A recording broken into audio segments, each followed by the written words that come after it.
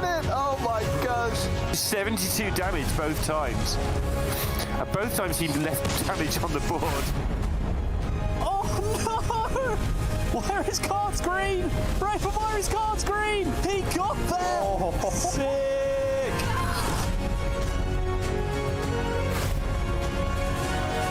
It's so powerful, all these rushes. I can't even believe the value he's got. Labby with a pop-off, well-deserved. He stays in for another series.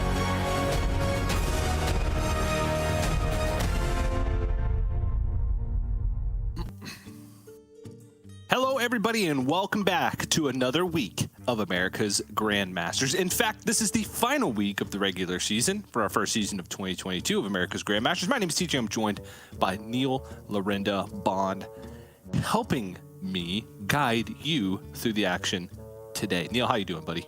I've never been called helpful before. That's a really nice start to the day. Doing great. TJ been watching the other regions and all their 3-0s and powering through theirs. We don't have 3-0s here in America, so we're going to be 3-2s all the way. And it's one of my favourite formats. I think it is my favourite format. I miss last hero standing, so looking forward to some of that. We'll explain that shortly, of course. That's right, Neil. You're getting ahead of yourself. You're already going to the format. We're just on intros and small talk right now, okay? That's all it is. But let's go ahead and give you a Grandmasters overview since it's been about, 5 days since we've seen all of you incredible viewers. Grandmasters has changed a lot going into this year. It's, what do we call it? Sunsetting? Is that how we described it? We're sunsetting Grandmasters. In order to do that, we chopped it in half. It's only a 3-week regular season and a 4th week of playoffs. The format from previous years is similar, where we play out a 4-group double elimination group stage that splits into a top 8 single elimination phase, where the top 8 point earners from the regular season advance to playoffs. We have 3 rotating gameplay formats each week. We started off with Conquest. We debuted a new format called Trio last week. And now today, we're moving back to Last Hero Standing. It does seem like a crowd pleaser, especially if me and Lorinda are the crowd. It pleases us. I know that the players like to have that deck building challenge that Last Hero Standing poses, especially in a metagame like this one, where there's a sort of a big rock, paper, scissors component to it, where some of the stronger decks in the metagame, not Druid, have glaring weaknesses that you can exploit. But Neil, why don't you go and break down Last Hero Standing for us? Here it is. It's Last Hero Standing. We used to play this quite a lot back in the day, not so much these days. 4 decks per player with 4 unique classes, as always. You ban one from your opponent, as always. Well, not as always, because we didn't in Trios, but we do in Conquest. You then play a best of 5, as always. However, when you win with a deck, you have to use it again for the next game, and the losing deck is eliminated. This means that you can target your opponent's lineup to some degree. You don't target the lineup, you try to target each of their decks, and you try to finagle it so that you end up with a good matchup in 3 of your 5 games, which leads to quite a lot of strategic decisions in terms of opening. It's not just a blind pick in game 1. You can try and sweep with your best deck. You can try and dump your worst deck just to make your opponent sort of serve first, but you've only lost your bad deck, so you can try to counter their serve next time around, and so on. And all in all, leads to a lot of interesting decisions, usually. Speaking of interesting decisions, we've made the decision this year to still award $500 per win. However, that comes with the big caveat that you start with $650 instead of the $500. So you just get an extra $150 for showing up, for rocking up, and checking in, and playing your match to the fullest. The rules, yada yada. Which means if you win the week, you get $3,150. And one of the things we're going to be talking about this week, outside of the points, which we'll get to next. Yeah, the points. One point to win, yada, yada, yada. There you go. 5 points for a win. This is the final week of the regular season. This is the last opportunity to earn points. And this is also the last opportunity to qualify for the Grandmasters Last Call, which we will know the 4 players that are going to the Grandmasters last call later on this year on Sunday, because it's not about your playoff finish, it's about your regular season finish. How it works is the top 4 players from the regular season from each of the 3 Grandmasters regions qualify to the Grandmasters last call, which is a single 16-player Grandmasters that's going to happen July, August, somewhere in that time frame. And I keep getting lower and lower. And those 12 players, 4 from each of the Grandmasters region, are joined by the top 4 performers from Masters Tours, I believe, based on total wins. So it's a big deal to try and solidify your position in these playoffs. And we have a pretty crazy points race going on. So Fled is guaranteed. Yep. He's got a first and a second. It's just a guaranteed. He's qualified because he's already earned 1 point again this week. And notably, Dreadeye and Monsanto, 2 of the players that are tied for second, 0-2'd in their group, which means that they cannot earn any more points. They're stuck at 5. So Fled should be far and away ahead of the field in first place, even if he were to lose today. So that's a big deal. But because Dreadeye and Monsanto both 0-2 their group, the rest is wide open. A lot of players at 4 points, 2 players at 3 points. So we have a pretty dramatic finish to this season on our hands, I feel, which we expected, right? It's 3 weeks. Obviously, in week 3, things can fluctuate a lot since players didn't have that many opportunities to earn points. But that's a big deal. Big deal. Yep, and the winners of their groups, Gamer RVG, McBanterface, No Hands Gamer, and Pun. Spoilers, because we'll probably see those in a minute. They are all on the right-hand side there, and they've all won their group, so it really is closing up. And we must also mention Leandro Leal and Luna Love we will not be seeing again. So obviously we didn't get to see much of Leandro, just 1 broadcast, and Luna will be a big loss. It'll be a shame not to see her on these broadcasts anymore, but she'll still be around in the Masters Tours, and she makes a habit of getting top 16s, so I'm sure we'll see plenty more of her in those at least. Yep. And obviously we may say that, this is the last time we might see someone in Grandmasters. Not always the case, for reasons that you mentioned. Like players can still qualify through Masters Tours. There's only been 1. If you even had an okay finish at the first Masters Tour, if you have 2 good finishes, not even great finishes, good finishes for the Americas region, you can find yourself rocking right up to Grandmasters last call in terms of wins. Oh wait, no, it's not separated by region. Never mind. Americas screwed, right? Oh yeah, Americas. That's where we are. As Americans, right? Never happens. Yeah. It's going to be like, if you didn't have a good finish at Masters Tour 1, see ya, right? No more Grandmasters for you. You're out. So Monsanto and Luna, they better show up to the next 2, because it's not based on region. It's just the straight 4 players, regardless of region, that have the highest wins at Masters Tours. Will join the 12 players from Grandmasters for that second season. So let's roll to the groups. Group A, Gamer RBG taking a big win at 3 points coming into the week. So could be seeing him make a big push towards the top of the standings, at least into playoff position with a good performance. And then the first match of the day will be lnguagehackr versus DimitriKazov. DimitriKazov, the king of decider matches. lnguagehackr, the gatekeeper of decider matches. I don't know which one comes out on top, the king or the gatekeeper, right? Because if you think about it, the king can't get in to the castle if there's someone guarding the gate. But he can fire the gatekeeper. He can't fire the gatekeeper. All right. He can't get in. So the king of decider matches will win. Okay. That's no need to show that one then. Group B, McBanterface winning his group again, I want to say. Yes, again, second week running, I think. I don't know. He got 2 points last week anyway. Anyway, he won his group alongside Gamer RVG in Group A. Both playtest partners tend to bring the same exact lineups. And he's in that massive scramble that's now accumulated on people who have totaled of 5 points after yesterday. CaelesLuna and who's this guy? Killing all day. Killing all day, not the king of decider matches. He's the king of... Oh, what is it? 2018. So close, but yet so very far. That's the one, yeah. The king of... like on the outside looking in, but he's really up close when he's... That's scary. Like he's right at the window.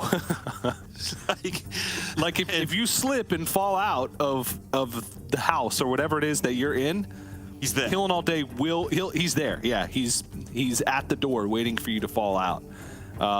So we'll see. Killing all day always manages to narrowly scrape by right at the last second, and he's set up to do that. At least make it to playoffs, right? He can make it to playoffs with a win. But it's going to take a win. Which means that he's going to reach the final and be 2-0 ahead. He's going to be really looking in. And then he's going to get reverse swept in the final, and that'll be the end of it. But he'll have a good look before he goes. Interesting to see if he can make that run, of course. Pascoa and Nalguidan, fantastic match last week in the quarterfinals, semi-finals. Pascoa coming out on top there with a massive unfavourable. Basically a rematch. And another important one. They're all important today. If he wins that, he's basically in the top 4. If he loses it, he's basically not in the top 8. Neither of those two things are 100% true because it's so close. But that's how he's looking at it. Like the match of his life, he's described it to me as earlier today. And Nalguidan, he just seems to be on broadcast all the time. Even when he wins his group, he seems to just be on broadcast.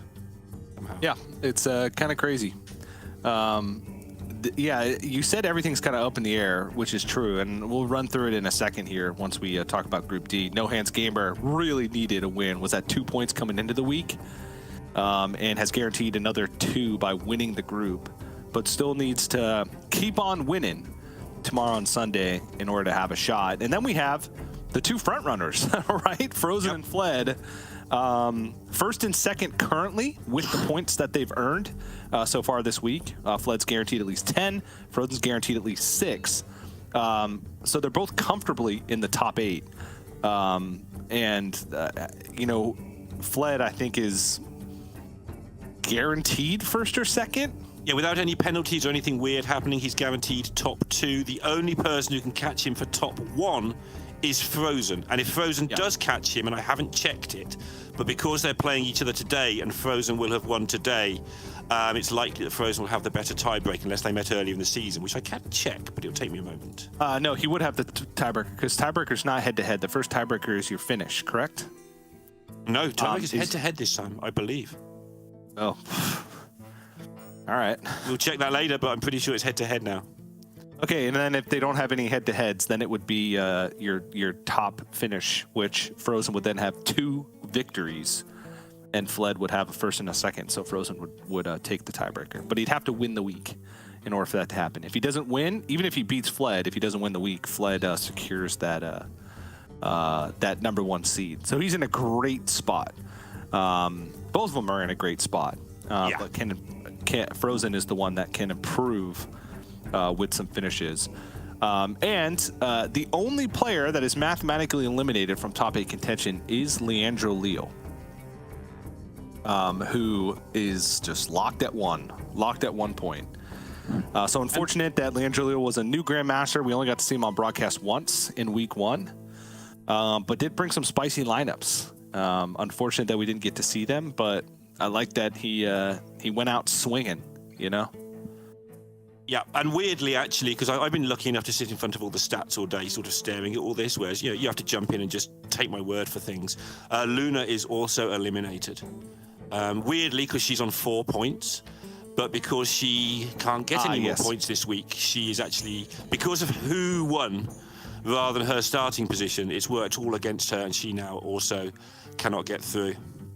Yeah, I was looking at the beginning of the day standings.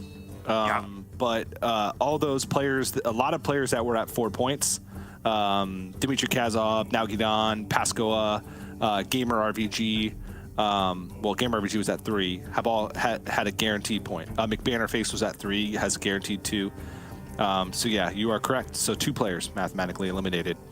And then Killing All Day, I mean, for all intents and purposes, like Yeah, I haven't checked if it's nearly mathematically mathematically eliminated. If he loses a single series at any point, yes, he's Definitely, then definitely. But if he wins the whole thing, then I haven't checked if there's a mathematical route for him to get through them. There may well be, given that he would have beaten everybody on the way. We are going to go to lnguagehackr versus DimitriKazov first, of course, though.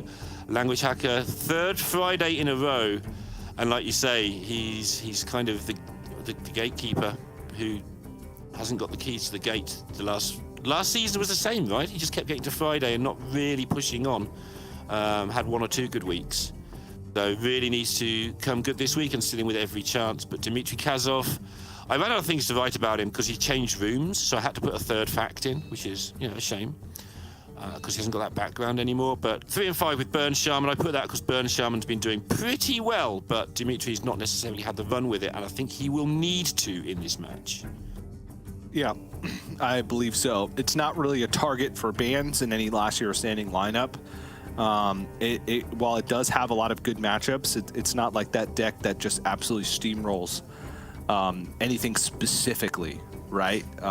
Just because of the whole two sides of your deck type thing, where in some matchups you just want to get straight to the burn, and in some matchups against board-based matchups you want to have like the Snowfall Guardian type of chain. But DimitriKazov going to be opening with Weapon Rogue, an interesting open considering its matchup spread is heavily skewed in one direction or the other, which usually lends itself to be more of a counter deck in last hero standing. But I like it. Just chuck it out there. I think it has the highest sweep potential, just because I'm pretty sure lnguagehackr is lacking in the Viper department. Oh, Let's take a look. I haven't done my Viper checks today. She's got a Viper and the Demon Hunter. That is it. A single Viper. Wow. Okay, that makes quite a big difference. It's dressed for the occasion, TJ. Look at this. This is the new sharp-looking lnguagehackr. Oh yeah. Looking good, playing good. And the bans, real quick, as a reminder, lnguagehackr had the Druid banned away.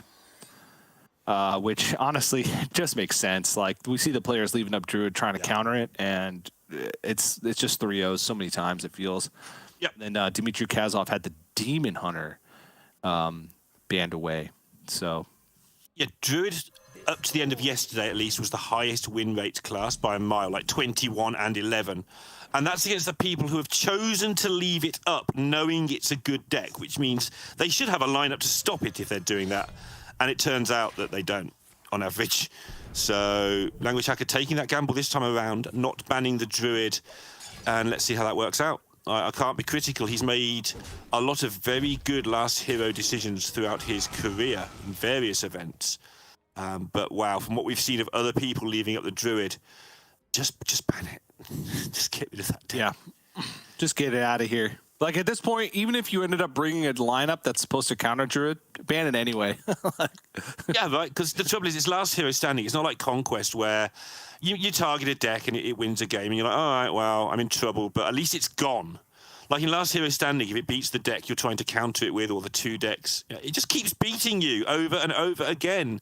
It just stays there and beats you and beats you, and it's so scary. But, lnguagehackr knows what he's doing in this format. He is tried and tested. We used to say, especially last season, that the old timers had a bit of an advantage in last hero because the newer people hadn't played it. But we ran 2 tournaments of it last season, so the newer players have got a taste for it now as well. Yeah. No Cavern for Hacker, so he's going to have to do it the hard way if he's going to beat the Rogue. Yeah, and I'm not opposed to this opening from lnguagehackr of just playing out the Novice Zappers. A lot of times, as soon as you get to the point where you want to, like, if you're holding on to them for burn, like, that it's going to be Cloak of Shadows, right? Like, you're not going to be able to play them. Playing it on 1 is usually just guaranteed, like, 9 damage or 6 damage because outside of exactly the start that Dimitri had with a Blackwater Cutlass or Extortion, assuming it's being played, it just lives until they pick up the Shank. And a lot of times you can absorb more damage than than you would deal, right? Like even absorbing damage in that instance is beneficial. And outside of that, DimitriKazov just kind of struggling to find the shank, and now needs to debate whether or not he wants to use the Silverleaf Poison, which is actually, it's the second one, so it's a pretty big resource. You usually want to have at least one Silverleaf Poison for your actual shank because of the fact that you want to continue to have that card draw source and continue to have the durability of the weapon. And then there's also the fact that, well, if he guild traders away and doesn't... Hey! I was going to say, if he guild traders away and then doesn't hit shank and needs to Silverleaf Poison anyway, then he's sort of wasting a draw, potentially, because it could just pick up the guild trader. You usually want to get your card draw before the guild trader, before the tradable, so you don't end up just picking back up the tradable in the sequence. Language Hacker's hand is absurdly bad for Shaman at this point. Like, you're talking about getting damage on the board, putting your minions down. He's even playing a Dungeoneer, and he's not picked that up. He's not picked up Portals. He's not picked up Cavern. He's not even got a multicaster to throw out there to put some damage on the board. He has just picked up... Oh, there's a multicaster, but it's too late. Just relentless rubbish here. And he might have to play the thing he picks up with the studies, because somehow he has no minions and no burn in this deck that is built around minions and burn. He's just picked up absolutely nothing. Yeah. Hasn't played a nature spell or a frost spell either. Only the arcane. So multicaster's only like a draw one here. He could go for like Blood Mage Thalnos and then not play it, but instead just landslide. So that next turn he could go multicaster, draw 2, and then just play out the Blood Mage Thalnos to continue the draw train. I think the other option there would just be Lady Vash and play it, just try and keep tempo. But a single paralytic poison at that point just kills it. I do like the landslide. Instead, he picks the Novice Apper just to, again, absorb damage. And he knows that his next turn's going to be multicaster anyway, so he's fine with the one overload. One thing I liked about the Lady Vash there, which I think made this a really hard decision, is the 3 cards you draw from it. He's got no burn in hand. He's not going to get it done with minions. So in the world where he picks up Lady Vash or Vash Prime on turn 7 and just picks up some lightning bolts and stuff, that might have been interesting. But I think you're right. I think this is fine. It was just...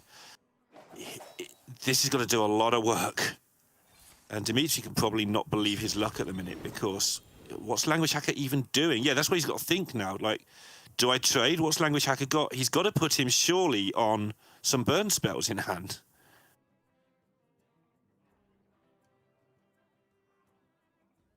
Which makes the spell damage a lot more scary, of course. Yeah, I think he's fine, just killing it, to be honest. Okay, Macaw's fine. It'll repeat the multicaster. I've heard of it. For the time being. What is this hand from Hacker? Second cloak for Dimitri. They're 2 in a row. And that allows him to set up his plan for the game. He knows that any time he can just set up a 3-turn lethal and that'll be enough. It's a big deal. Long way to go, of course. It'll only draw a spell.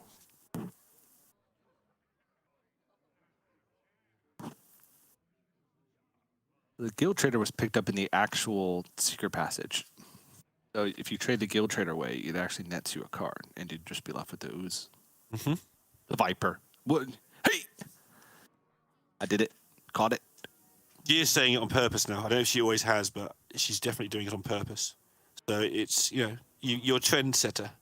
You're setting a trend of things that happened in 2015. I'm impressed. What's his card count, actually? Can he even afford to trade the Guild Trader? I don't know. I think he just doesn't. Yeah.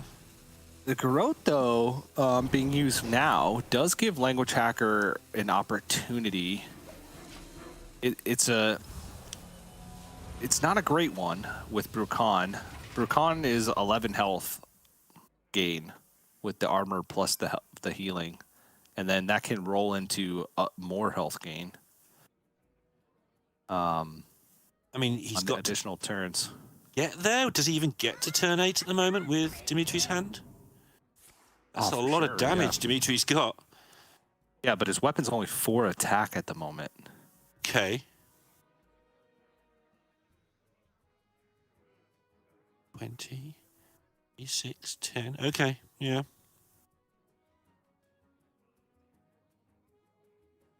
Obviously, Dimitri will be very worried now because he'll be thinking how much damage has Hacker got as he's not played anything minion-y. I mean, he played 3 Novice Zappers, a Multicaster, and a Macaw. It's like most of his minions. I guess I just think of Cavern as it. It's like half his minions. He's got 2 Snowfalls, a Macaw left, and a Multicaster left, so. Oh, and Mutinous, sorry. Yeah, I think you just play aggressive, hope for something good off this. 3/4 is good. I mean, there's lethal set up for next turn.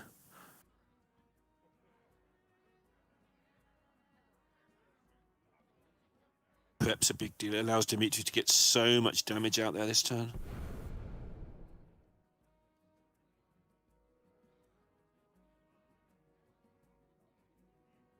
Like cloak, whack you. And if there's a Brukan, it might be close, but then kill you.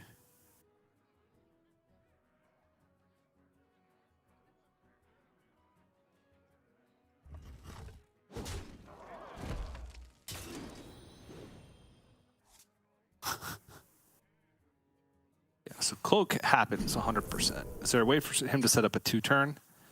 Like if you Paralytic, Wicked Stab.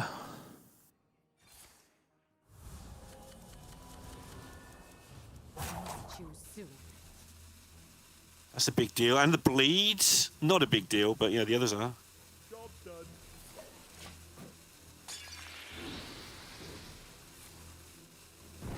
And if I counted correctly, that is 1 off lethal next turn with just what he has in hand. 10 from hand. 7 from the weapon. And with another cloak available, obviously that goes into the Brukan turn then, but... And Cutting Class for free, and a draw from the weapon, and a bleed in the deck, and 3 mana remaining after the all of those things happen, plus a tradable, plus a cloak. Yeah, and only 9 cards in the deck with 2 draws for that bleed. And 1 will happen off the top. Can draw half of the rest of his cards, all of which consists of a bleed, a garrote, a wicked stab. Not hearing many misses here. And a paralytic poison. All right. So half his deck. Yeah, half his deck. And he's going to draw a load of cards. So those 4 cards would have to be in the bottom 4 in order for Dimitri not to have lethal next turn. You're saying there's a chance? No, it's impossible because he can draw 5 cards next turn. So you're saying there's not a chance? There's not a chance. No, it's guaranteed. Okay. Yeah, because and then that's just lethal. Yeah, because he could attack with the weapon, which draws 1, Cutting Class, which draws 2, and Viper, which draws 1. That's 4.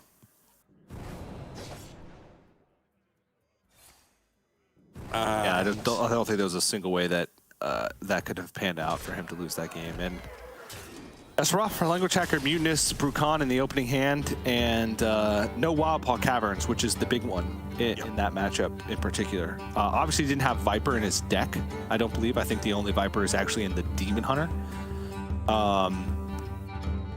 But Wildpaw Caverns is the big one because it forces some weird play from your opponent. They have to start their cloaks early on just to get 1 turn to attack, or they have to have specifically like Shank, Paralytic, Deadly, or Shank, Paralytic, something to kill the first one so that they can open up opportunities to kill the next 2. Very difficult to navigate from that position. So but that's Bertram, and I talked about it, right? It's the side of your deck that you want for any particular matchup doesn't always come how you want it. And this is another one of those decks. Obviously, there's a Viper in this deck, so that gives some wiggle room. there's also a good amount of life gain in the deck, and there's disruption in the deck in the form of glide. Well, he'd better win this game because his other deck is the mage. Which, mage is not like... It's pretty bad. Okay, yeah, it's bad. Yeah, it's pretty bad. So, but we'll see. I think the Shaman, I think we talk about openers in Last Hero Standing. I think he was opening that up to try and get the sweep. I think it had a pretty good lineup matchup across the board, although without the Viper, and he did draw the Mutinous, which is what he swapped for the Viper. I know, it would have been different, but just as an example, he had a dead card instead of a very powerful one. And without the Mutinous, maybe it's not so good for the Shaman. Sorry, without the Viper, maybe it's not so good for the Shaman. But this looks like you can get some stuff going. There's no card draw, though. I do like the Eldraki. Too slow, right? You want to draw into it, but I don't know if you can keep it. Sort of, but at a certain point, when the rogue starts cloaking, you won't be able to get value from it anyway. Yeah. Yeah, I like the Kurtrus Warblaze Keep. And he threw the quest, which I think is perfectly fine in this matchup. And the card that you either remember all the time or you forget completely, Glide. We either talk about it incessantly or we forget to talk about it at all. Picked up in a position where he's going to be able to use it rapidly. And that's going to make Dimitri's life a lot harder because those secret passages, that card draw you get from those is going to be a lot more messy to navigate. Yeah.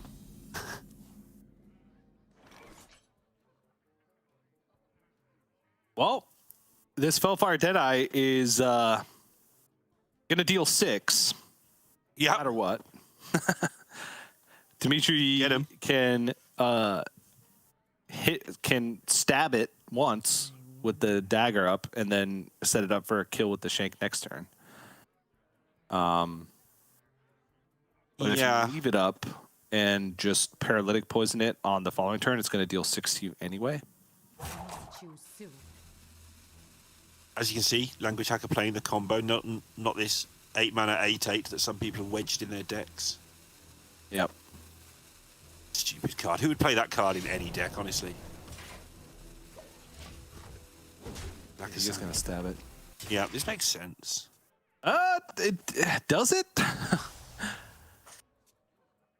I think so. Otherwise, he's taking like 10 from it, not just 6. No, you take 6 from it. It would attack you this turn, right? Because you wouldn't have taken the 4 from it. Okay. It would attack you this turn. And then you would, like, just... Okay, this plays around Viper. That's what it does. It plays around Viper on 3.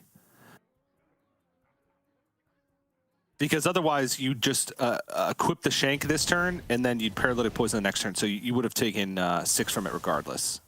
And you'd net 2 or 3 damage because you'd be attacking face with the first dagger and then attacking face with the shank, right? But this plays around the possibility of a Viper on 3 because then you'd never kill it. And now Dimitri's got to think about that Viper and make a decision and just... I think he's got to go for it, right? He's at a 15 already. So he could, like, just Silverleaf poison this turn.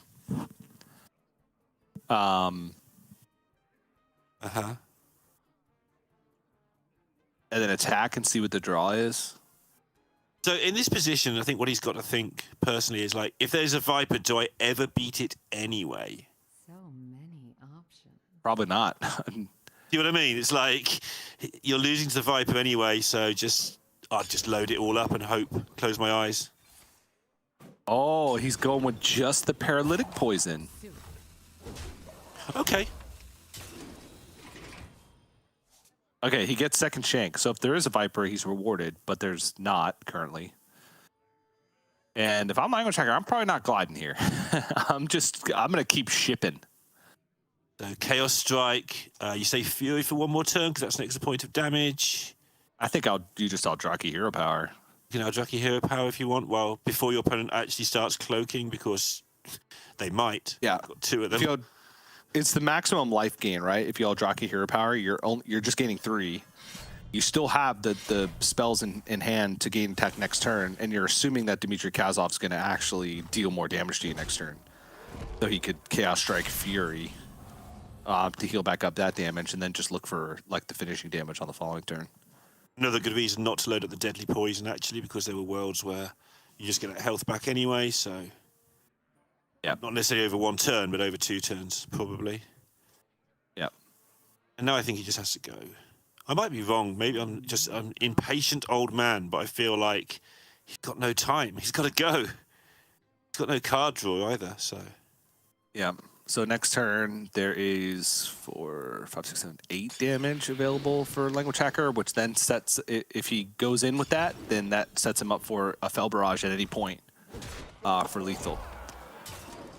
Yep, which is obviously huge.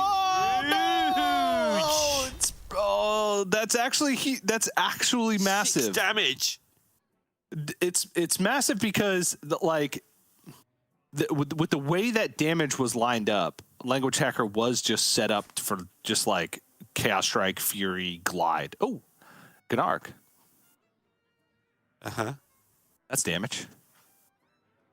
Well, yeah, on top of the things you say there, the Fel Barrage would have been set up for lethal, like you pointed out the previous turn, which means that Cloak would be useless. And also the 6 healing. If there's a world where Language Hacker loses this game, that 6 healing is going to be monstrous.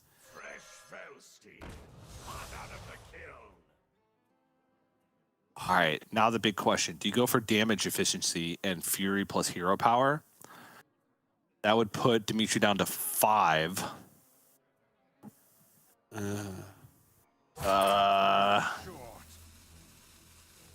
Which is a Hero Power and a Fel Barrage, which would allow him to glide Hero Power Fel Barrage next turn if he were to pick it up.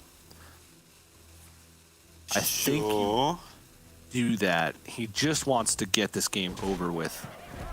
However, the Viper on the board is making things very awkward. Cards! I just sit here and shout single words. Damage! Cheap spells! That's 2 words, but you know. That's 19 damage. Guild Trader here is lethal. More cards!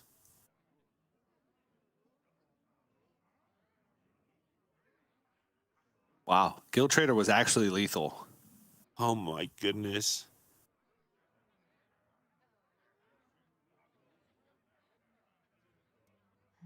The cloak happens. Always. You just stab for mana efficiency and try and win next turn with whatever happens. Yeah, and you don't want to unload, or you do want to unload more cards because of Glide, so you get the Silverleaf Poison out. Sure, that works for me. And so then Language Hacker is now kind of forced to Kurtrus Yep.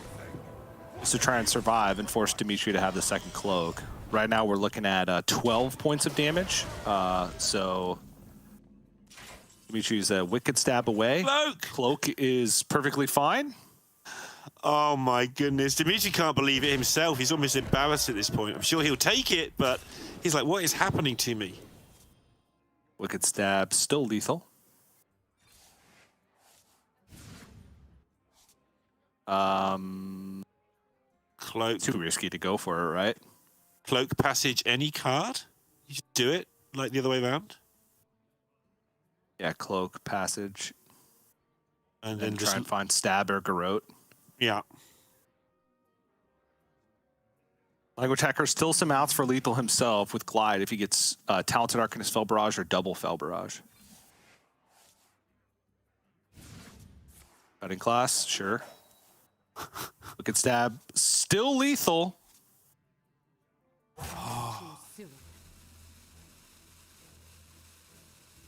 Got a lot of mana. He's got 8 mana next turn. Just cloak and throw a strike at him and see what happens.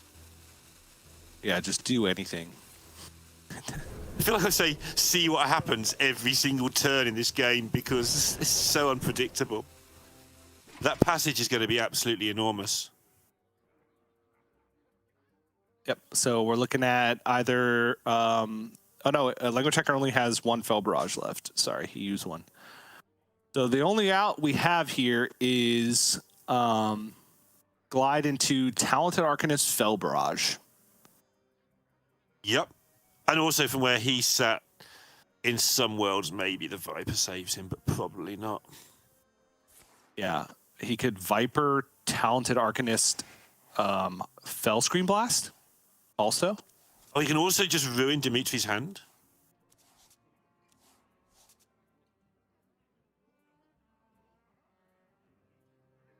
There's the Oh no, it wasn't. Sorry, I'm crazy. That wasn't even an out. Oh, because not enough mana? Never stops. Yeah, because he threw the quest. Oh, yeah. Yeah. So not even an out.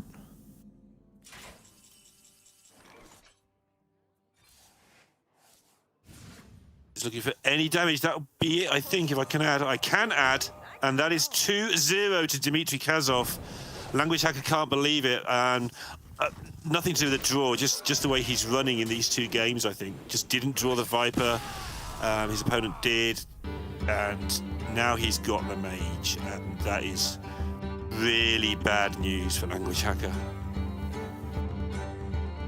Oh yeah, this is going to be real tough. Real tough. Last hero standing. As soon as you get an opportunity to counter and lose, it just makes it so difficult because that was from your perspective, your best matchup. Obviously, that can sometimes not be the case, right?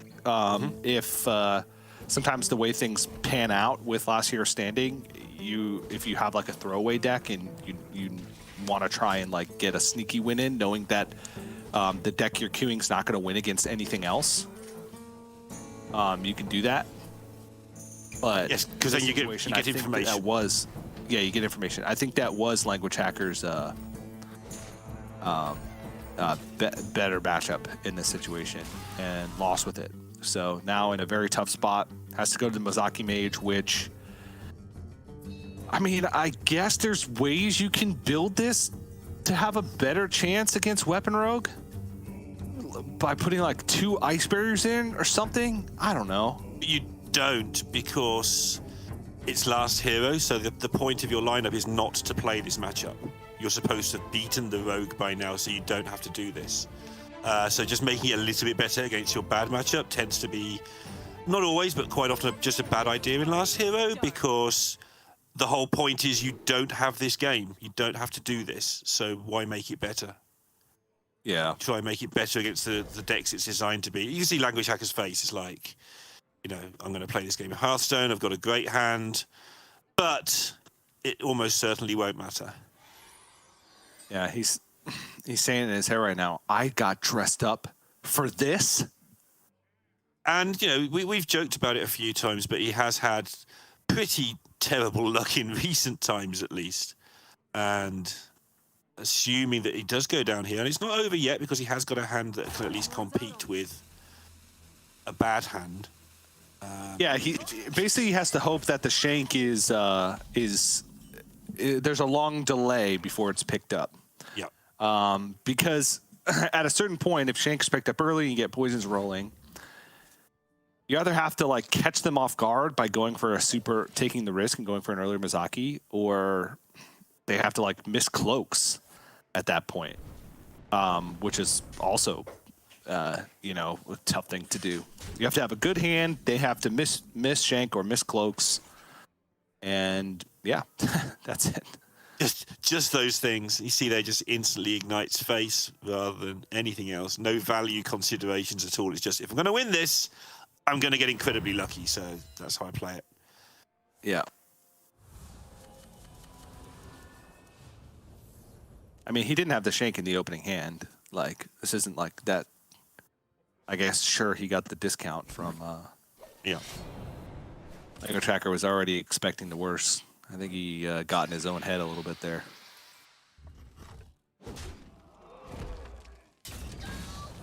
Okay, well, we can see Dimitri so far doesn't have anything going on.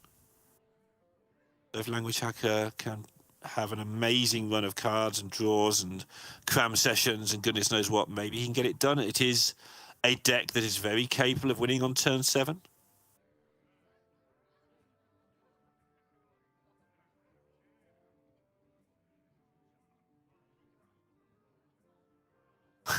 I think he's considering whether to just siphon mana face.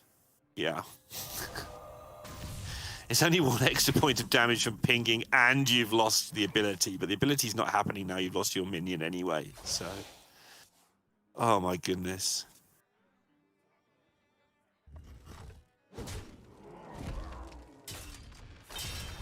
You'll know Shank, and lnguagehackr has refocused on that news. It's like, oh, there's a game to play.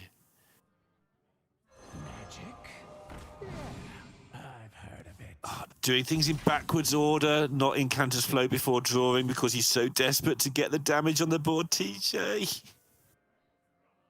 Yeah, I'd still be like really tempted to just flow there. Yeah, you're not dying in the next 2 turns, right? So reducing some. And you're not gonna kill them in the next however many turns either. Like, right. Yeah, that might be the first one I'm not so sure about, but he's got his plan, he's going to stick to it. He's got recurring damage on the board. That's what you can do to some degree.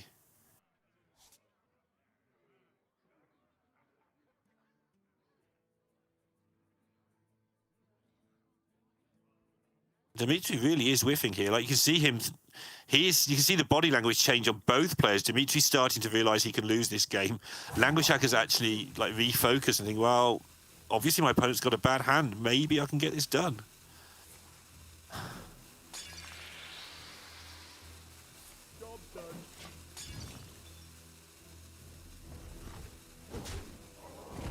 it's quite a weird situation that we found ourselves in. And these are the situations that I said. It can be very difficult for the rogue to get enough damage going. All right, double flow. Uh-huh. What we do, we're flowing once now? Nope, just...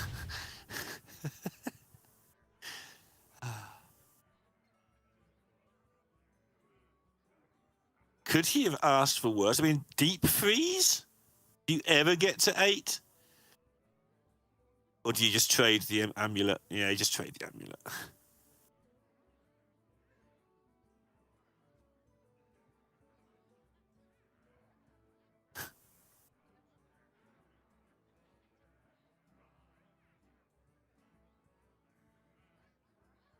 Waiting for the ignite phase if everything's in keeping with how it's been going so far. Yeah, I'm still like just a little, I don't know. What were you thinking? Just like these flows are so expensive. Yeah, they really are. I just would have wanted to play them by now. Yeah, I think that maybe... I just don't feel like it's reasonable to assume that you're going to be able to kill them or force a cloak with like 2-3 damage ignites. Maybe I'm wrong. I do feel that the turn that he played the multicaster, personally, I think the flow was better. Just because you've got to get lucky somewhere and draw some cheap cards that do damage. Yeah. Meanwhile, Dimitri's just not getting anything.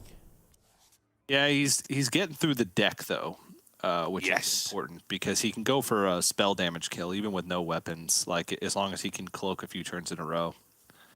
This is also again kind of why I wanted to get the flow out, because I just don't feel like you're going to get enough damage just by chucking your small damage spells at the face in order to force them to cloak earlier than they already would have.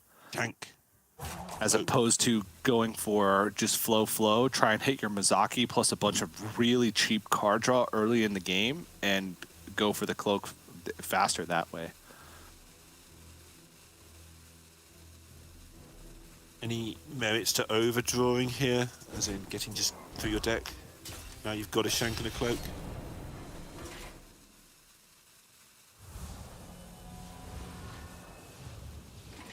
Please note.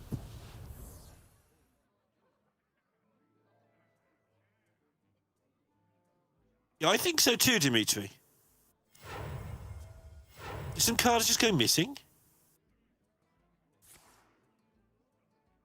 He didn't play the second cutting class there because he thought he was going to overdraw, and I was under the same impression.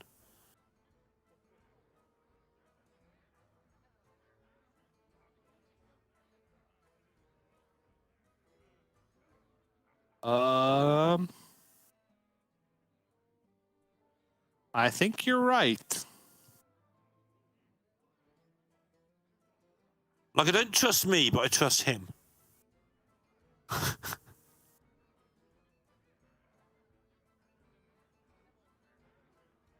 I'm sure he had more than 4 cards in hand because he hasn't been able to play anything. Maybe I'm wrong. Anyway. Meanwhile, lnguagehackr trying to get some stuff together. He's got the ice barrier, which is going to buy him some time.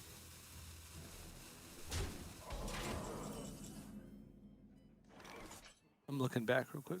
Okay. Have a look how Dimitri's going to set this up. He's got the double cloak. He's got to work out if he can push it one more turn without cloaking. He knows he could die if he does that, but there aren't that many direct damage spells left, so he can probably get away with loading up a shank of some sort.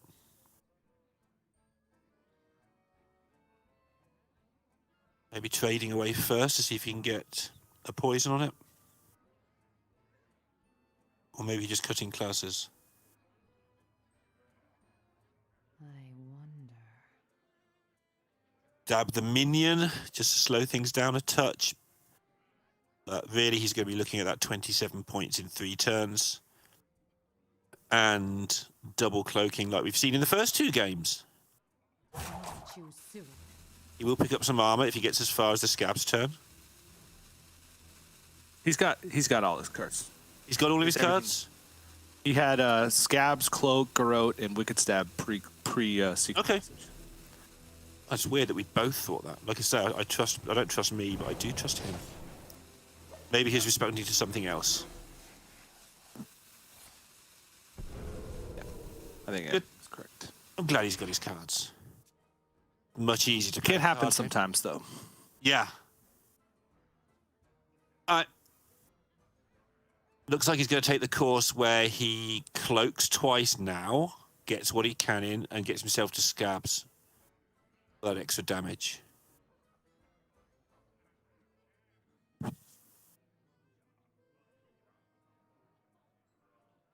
Hacker's feeling it. He's gone super intense. That was a mini celebration because he picked up a counter spell or another ignite. Everything going on. He obviously had a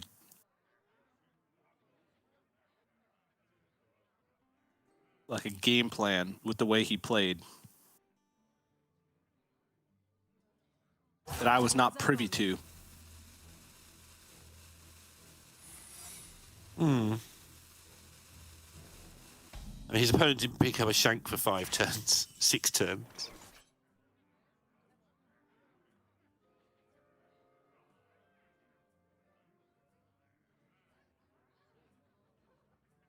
So can Dimitri get this done with direct damage alone? I don't think so. I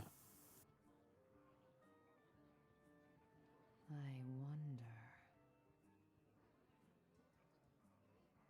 So just to survive, it's almost he's almost got to go cloak into Scabs just to not die here, I think.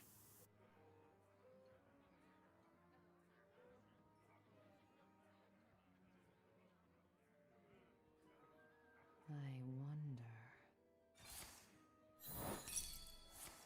wonder. I need a spare mana to trigger the counter spell that he worked out was there.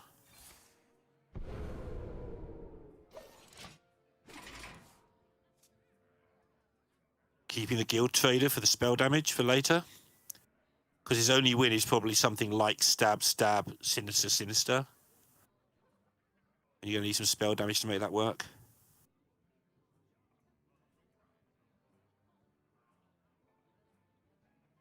Yeah.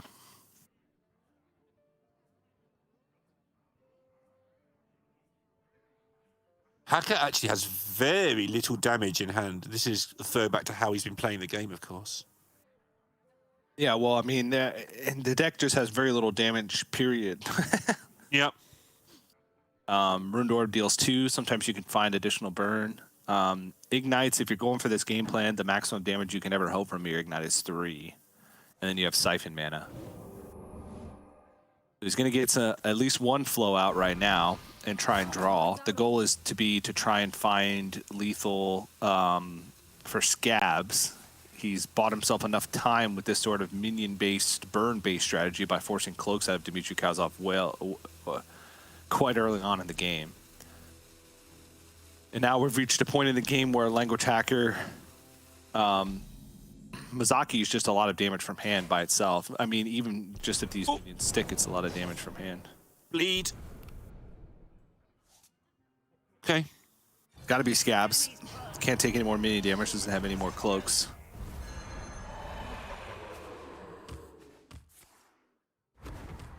Then can prep out a Swindle as well. He's not far off from just lethal from hand. Yeah, he's only got 10 cards left in his deck as well, so that lethal from hand is approaching. Yeah, it's lethal next turn. Oh yeah. Without the minions attacking. Hero Power, Wicked Stab, or Hero Power, Guild Trader, Wicked Stab, Sinister Strike. Actually could do all that without Hero Powering. He can also attack with the minions and the weapon, and I think the stabs are 10, the Sinister Strike before, that's 14. And the 2 minions plus the weapon is 1 extra. 12 plus 5 from the Sinister Strike. Each Wicked Stab deals 6, and Sinister Strike deals 5. Oh, it's plus 2 from the Guild Trader, crazy, yeah. Yeah, 17 damage from hand, no attacks. No wonder I always never pick it off in Shaman, if I think it's just plus 1, huh? 4 mana. Yeah, it's plenty. Counterspell, looking for Counterspell. Yeah.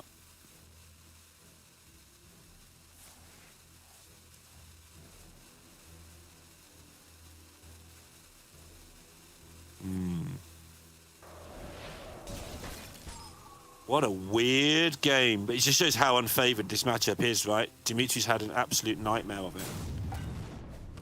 And just realizing the smart play, realizing that he could just get into Scabs, and that would probably give him enough time.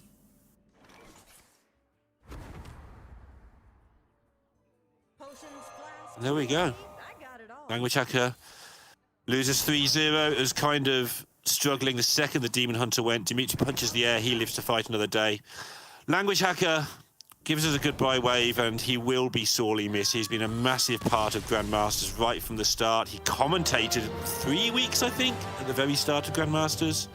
Then took a place that he probably felt he should have had right from the start. He did a lot in 2018 towards getting those points. Has been very close. He's provided us a lot of entertainment. He's allowed us to sort of rip on him from time to time without sort of being nasty back. I think he'll be sorely missed, but well done to DimitriKazov as well. Yeah, Weapon Rogue just getting in there, right? You know, you have the flexibility of, you know, teching your decks for a specific thing when you're playing Last Hero Standing, over-teching even in some circumstances. Yeah. But there was only a single Viper in lnguagehackr's lineup, and in the one game that he got that matchup, he just didn't draw the Viper and instead got Vipered himself.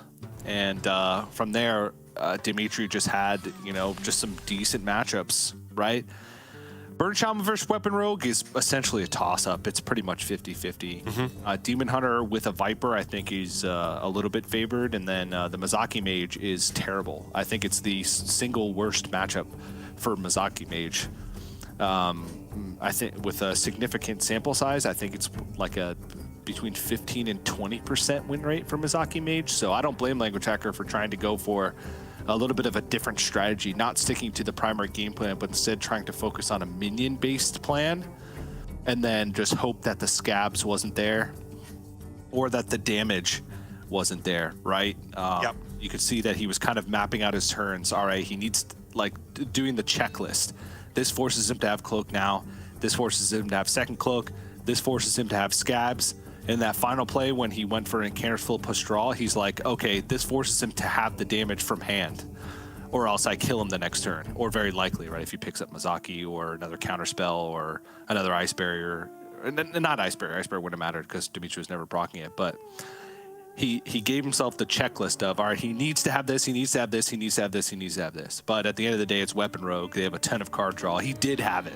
He checked every box, and so Language Hacker's game plan didn't work out. But I can't fault him for it, because if you try and play that matchup normally, that's where you're gonna lose 85% of the time. You know, you have to try and find those extra percentage points elsewhere, and that's what he tried to do, but didn't work out. Didn't work out. Yeah, I did. I always do a very quick sanity check. I don't even know what filters I had set. I just sort of quickly sanity checked that matchup earlier, and it was like 10.5%. Again, I don't know what filters I had on that. Could have included all sorts of things, but basically you don't win that matchup. It's one of the worst in Hearthstone right now, and you saw that, right? Language Hacker did some stuff. Yeah. It was a really slow start for Dimitri, and he still got there relatively easily in the end, really.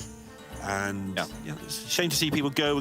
It's gonna be one of those days, I'm afraid. But DimitriKazov now in with an incredibly good chance of reaching the playoffs, possibly even the top 4. But he's got the same problem on Saturdays that Language Hacker has on Fridays. He's been to every Saturday this season, but we've not seen him on Sunday yet.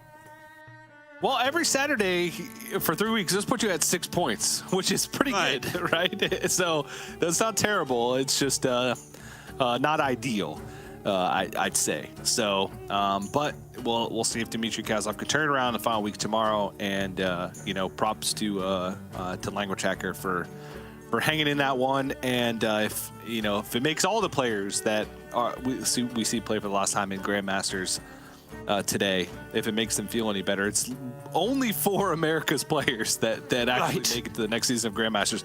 I don't even call it relegated. I think relegated is disingenuous. I would say the other players are just qualifying to a separate tournament. Yeah. Right? Nobody's going to be playing in Grandmasters after this year anyway, so it's like, I don't call it a relegation. I just call the players that do reach to the top 4 just one extra opportunity to prove themselves in something that's a lot different from what we've seen from Grandmasters. I think relegation is just a little bit brutal in that regard. So, but nonetheless, hope to see Language Hacker around some of the Master Tours. Maybe he can have a couple good finishes and make it through that way, or see him in some other tournaments throughout the year. But that's just our first match of the day. Play more Hearthstone, play more drama to come as we progress through our weekend. But we got to go to a little bit of a quick break before we jump into our second match today. So don't go anywhere. More America's Grandmasters right after this.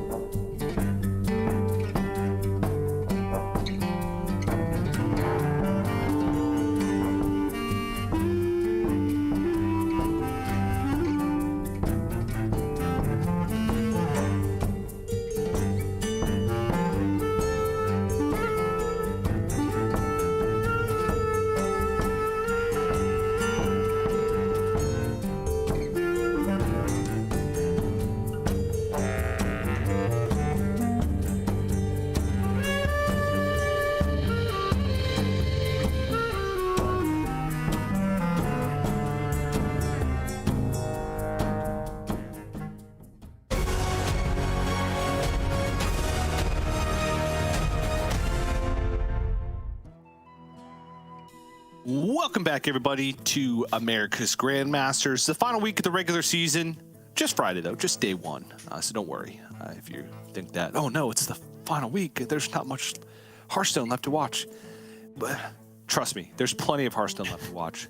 We have all weekend this weekend. Next weekend, that's a Masters Tour. That's even more Hearthstone. And the week after that, Grandmasters Playoffs. More Hearthstone. And then after that, I don't know. I don't look ahead that far. But there's going to be more Hearthstone. There's going to be more Hearthstone, yeah. And it's a good life lesson, you know? Live in the moment. And live in the moment and 2 weeks. Plus 2 weeks. Plus 2 weeks. It's a Don't long plan moment. anything or look at It's a anything moment. beyond that. Yeah. Just live in the moment with a 2 week buffer on either side. But how's only moment look back defined 2 anyway? weeks.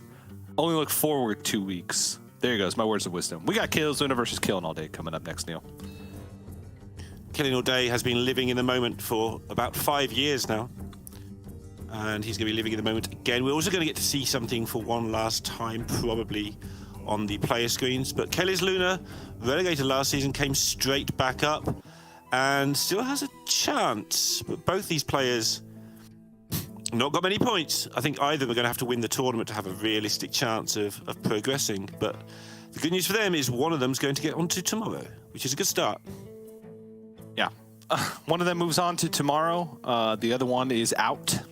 Like out. Not just of the weekend, but of Grandmasters in general. And taking a look at CaelesLuna, biggest one, relegated and re-promoted last season. Had a rough season. There were some shining moments for CaelesLuna, but overall did finish in that bottom four. But had good enough Masters Tour performances to still, yeah, we'll say that. Good enough Masters Tour performances to still qualify back. I was about to say, had good enough Masters Tour performances, and the rest of America's didn't have good enough to surpass him. Yeah. It's just a problem that's plagued us for a long time. But, you know, there's America's Grandmasters, so if you're doing better than all the other America's players, then yes, you did have good enough performances to still surpass them. And beat killinallday yesterday is a big deal because he's playing killinallday again today, so that's a good omen for him, although it doesn't always work out that way. And we are going to see the Quest Shaman. Somebody tweeted earlier in the week that this was a burn shaman, but that person has now been fired, and I'm here instead. Just kidding, it was me. Yep. I just looked at the cards, saw Wild Paw Cavern, thought that's weird, there's no Brucan. Then looked at the top, saw Lightning Bloom, then looked at Multicast, I went, well, yeah, this is obviously a burn shaman. But it's not, it's a good old-fashioned Quest Shaman. Yep, and it won 2 games in their first meeting. CaelesLuna won the match versus killinallday 3-1 and started 2-0 with the Quest Shaman. And Killen was finally able to beat it with the Face Hunter, but then ran right up against the Charge Warrior from CaelesLuna, which, even though it has a lot of dead cards, it still has a lot of control tools, a lot of health gain, and CaelesLuna was able to beat it this time around. But it did seem like the match was on a knife's edge, right? Yeah. Even Charge Warrior could be susceptible to these aggro decks if they draw a lot of their combo pieces and none of their removal. And Quest Shaman is kind of in a similar boat in regards to just its power level. It has these like big peaks and big valleys where sometimes you just overload the board, get it, and you just snowball to a victory. And sometimes you just get these hands where you're just accumulating resources, and before you can actually get Brucan online and get value, you die. So I think that's one of the reasons why it's been disappeared from the metagame, with most players favoring the Burn Shaman because of its inconsistency, because it does take a long time to come online, but whatever. And I said, Just we kill may all day. never get to see this again, ever, but Big Warlock is back and needs explaining. All right, here we go. Come on, TJ, let's do the explanation, 'cause- Another week, another player brought Owl Warlock. So that Warlock is Owl Warlock. Owl, also referred to as Owl TK, also referred to as OTK, with the O standing for not only one, but Owl simultaneously. And a while ago, before it was named, so this was when the deck was brand new, I thought we need a name for this. I don't like OTK Warlock. I don't like Owl TK Warlock. And so I called it Big Hoot Warlock. Get it? Because at the time it was a big hoot. It was It was cool. It was fast. It was fun. And also because it's an owl and owls hoot. And it's a big owl, so it gives a big hoot. And thus, Big Hoot Warlock was born. Couldn't be bothered to change it. It's stuck since then. And there you have it. There's the... And then our software cuts off the second word. So it just becomes a big Warlock. For no particular reason other than there's an owl in there and all the things TJ just said. So many layers in everything TJ thinks of. Like, how many layers was that? Like 6 layers of why Big Hoot worked so well. But we're not going to have a Big Hoot here. Hey, Caeles, how are you? We are going to, in fact, have the warrior. And I've been so put off. Cow, sheep. The moth's wings behind. It's Hello Kitty on the shoulder. Don't think it's Hello. Oh, on the shoulder? Is that Hello Kitty? Yeah, you should know, man. No, that's why I don't think it is. There's a moth on the left. Do we have the technological capability to pan down slightly on CaelesLuna's camera? Wouldn't we have to have control over his camera for that, which I suspect isn't ideal? No. Maybe we're cropping the camera, and we get the. Oh, I see. Production Yeah. can see slightly more of it than we can because it's cropped. Oh, you're right. It's not. It's not. It kind of looks like it, but it's not. There's no definition on the head. There's no bow. Yeah. Yeah. I think All right, I mean, I might not. I do know a little bit about Hello Kitty from time to time. It's a costume. That's all we need to know. We've got moth's wings for ears. We've got a moth or butterfly in the hair resting on the right as we look at it. And we've got some action. We've got a shaman making a totem, which won't be attacking. So I don't know why I got so excited. Yeah. Ooh. Killen did not hit the 2 out of 3 to get Outrider's Axe. Kind of needed it, too, to get that card draw. So this matchup is much worse for the Kazakhstan Warrior than, say, Burn Shaman, which has like a finite amount of damage and like Snowfall Guardians don't do anything. Eventually, you're going to complete the quest against this deck, and you're going to be playing some massive charge calls. You have a ton of late game value. Your damage becomes even more amplified because of the double spells. So normally you'd think inevitability would be on the warrior side in against like Burn Shaman, but here it's actually on the shaman side. So killinallday actually has to find a win condition, find the Kazakhstan, get some big stuff on board in order to win. And that starts with finding the card draw to actually pick up the tools necessary, because Kazakhstan can't be played in this deck immediately, right? You have to have only dragons left in your deck, and this deck runs it does not run the Viper, however, it does run the Mutinous. So you have to have drawn the Mutinous in order for Kazakhstan to be active. Frozen showed us how to do that in week 1, winning the tournament with Mutinuses in basically every deck and drawing them in order. Yeah. Honestly, it was crazy, right? Because I completely forgot that his deck was built in a way where he had both Viper and Mutinous in the deck and still felt like his Kazakhstan was always active. And that's because he was just Vipering a weapon on 3 and playing Mutinous on 7 every single time for value. Nutty. But yes, we need to talk about that because Killen looks like he might be suffering slightly. Still trying to work out the onesie. I see what you mean now. I see the bit you were looking at on the shoulder. I'm curious now. Interesting. killinallday, as always, playing from his local bed showroom.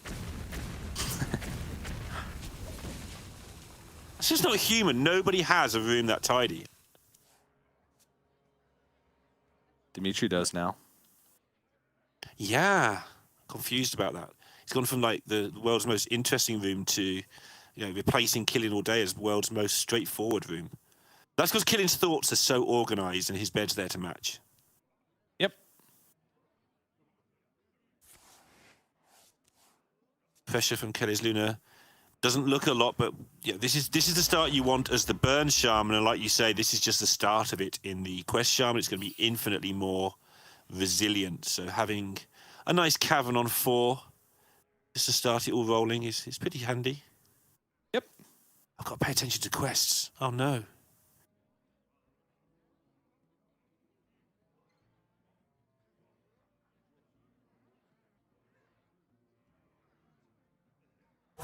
Little time.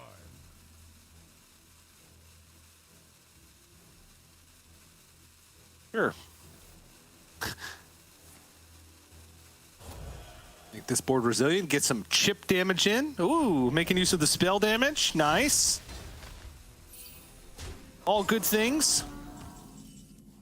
Yeah, while your opponent's going to be frozen, might as well load up on the damage while it's there. That is a kitty. That is a Hello Kitty. It's got a blue bow. All right. Told you. Yeah. I don't know. I'm embarrassed now for life.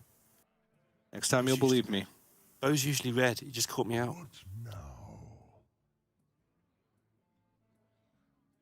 Will I feel like that's a dangerous path for me to go down, is to start believing things. Especially that I say. Right, killing. How's he going to draw some cards? Yeah, already things getting awkward. Did I do a Viper check yet? I didn't do a Viper check yet. There's no Viper. Okay. You could probably just, I don't know. It was a little early to be playing a Bulwark, I think. But my first instinct was Bulwark, because at least you can fit in armor, block some damage, get this cutting class out. Preserve armor also, which is a big thing. Yeah. And because you're not being damaged, you also don't get frozen. You were talking last week about how early bulwarks in totally different situations to this aren't the worst thing in the world. Now, this one's been kind of forced on killing, but the same principles apply. This is going to eat up a lot of damage, and yes, you'd rather have it later, but there might not be a later if you don't play it now, so at least just save so much damage. It's going to eat up 12, 15 points of damage. Yeah. Later on, it might be more, but again, if you can stabilize somehow, maybe that'd be okay anyway. Stabilize. What am I talking about? Look at this hand.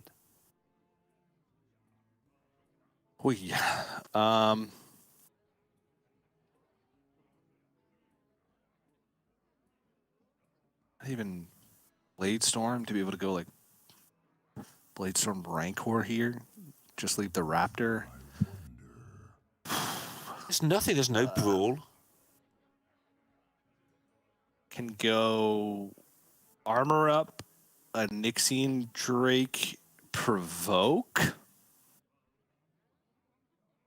That'll kill 3 things.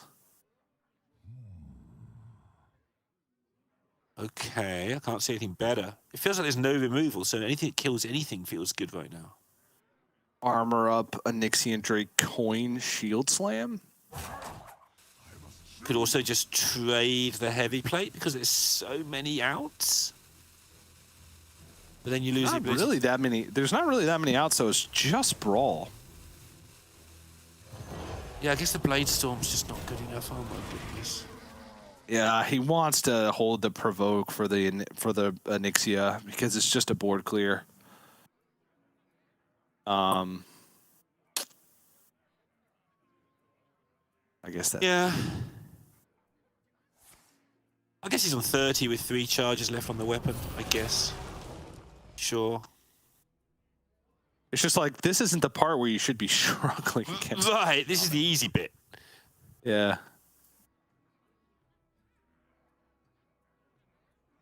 Turns out an unanswered cavern is hell of a card. Magic? I've heard of it. It ain't stopping there. You know, CaelesLuna well aware that Killing's got 1 or 2 turns left and a terrible hand. Probably doesn't know what the terrible hand is, but can make some assumptions. And just going to not worry about it and hit face while the going's good. Yep. Kind of like making hay while the sun shines, but far more intricate. I've never heard that expression. No?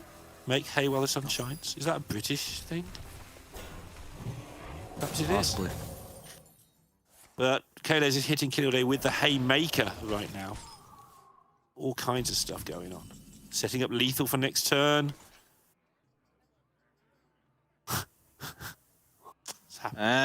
Currently doesn't help.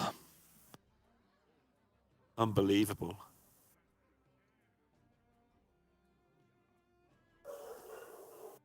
Yeah, that's what I think. I wonder. And now, You probably gotta it's time draw. to trade the plate, right? Or just draw with cutting class. I'll spend 5. Can we afford to spend 5? Shield Shatter's the out. Like, Sure. because you still have mana for it. Nope.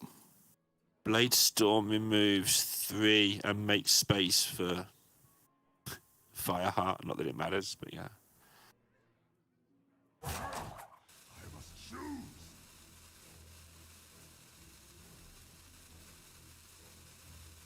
So the one good thing about Last Hero Standing is when this happens to you, you don't have to look at this deck again for the rest of the day.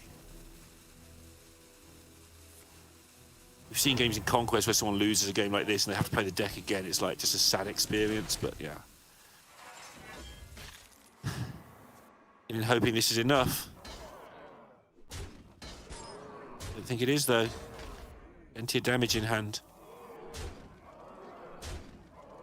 That was just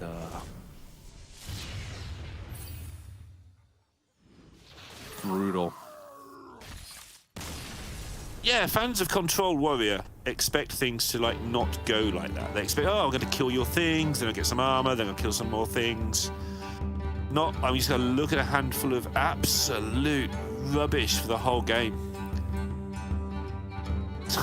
Yeah, that was just nothing. I mean, normally you expect that matchup to go pretty late and just the Brucon value to be, you know, what matters, like Brucon charge call.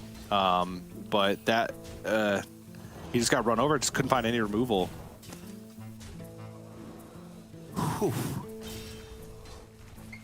Killing down to the Owl Lock and the Face Hunter, so I assume we'll see the Owl Lock now, but I'm not sure.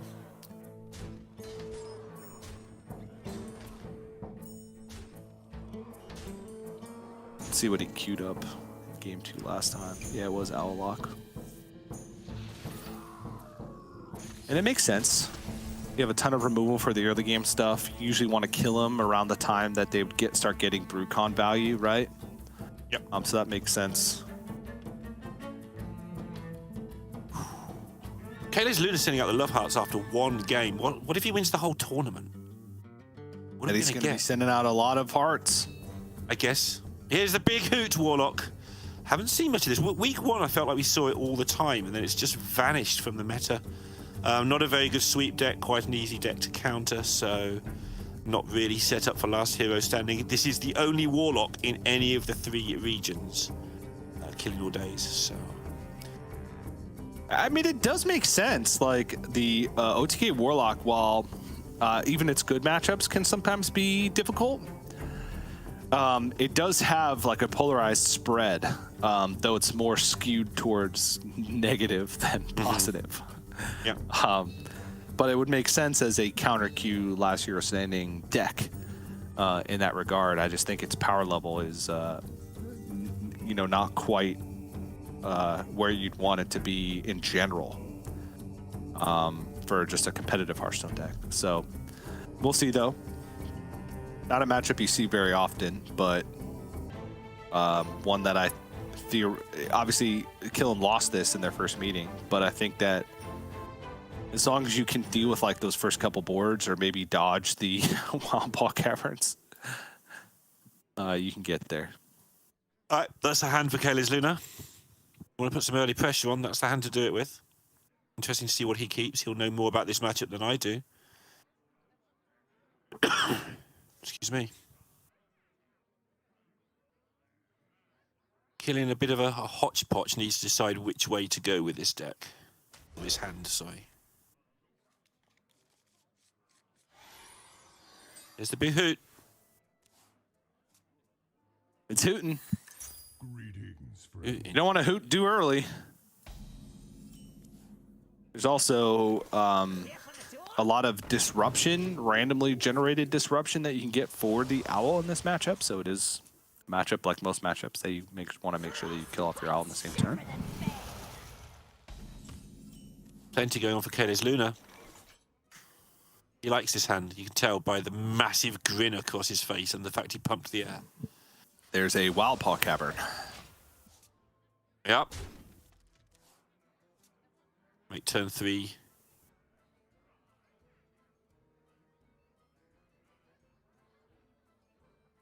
Wind Chill. There's no giants or anything like that lurking in this deck, so might as well just use it as card draw immediately. Not that you wouldn't anyway, probably, but not even a decision now.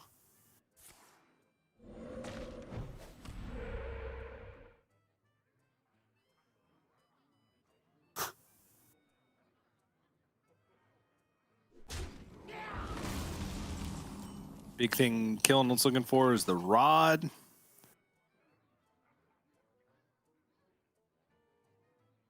Got removal for days.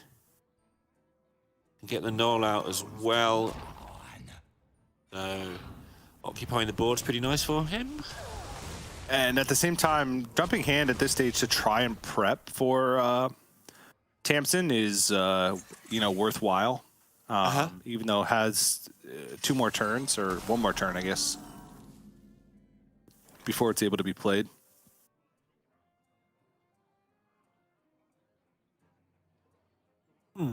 Still no rod, but again, safe for a considerable amount of time here, I think. Yep. So The null on the board was just, it's just a big thing, isn't it?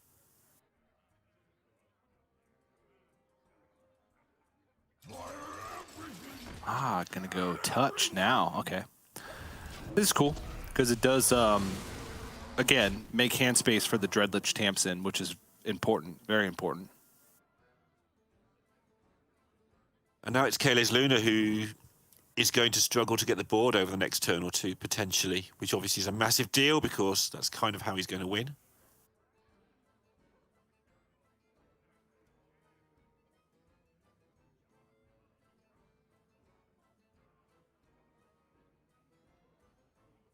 the storm is in me.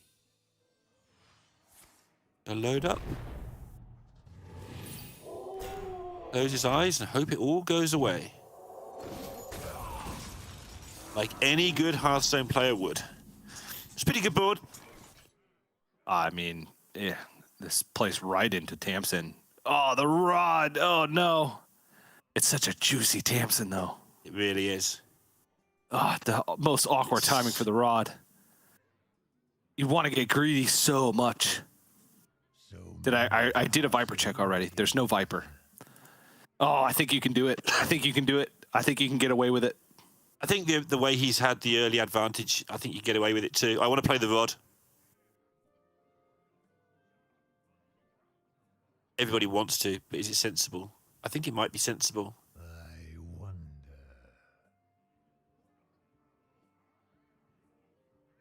Yeah. Oh, he's doing it. Go All on, right. Killing.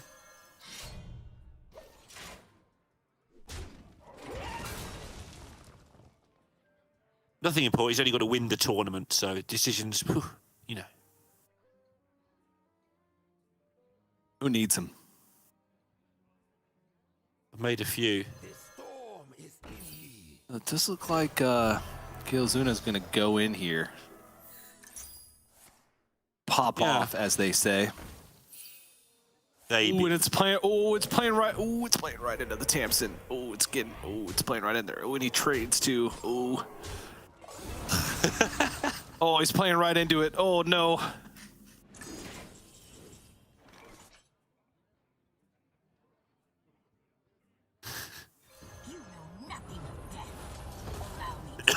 Excuse me. Yep, there's the Tamsin. Kablam, pow, bam, biff. That was the right number of removals. 4.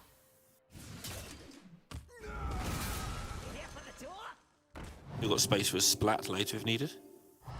Could even Grimoire this tour guide in order to just clear the board fully.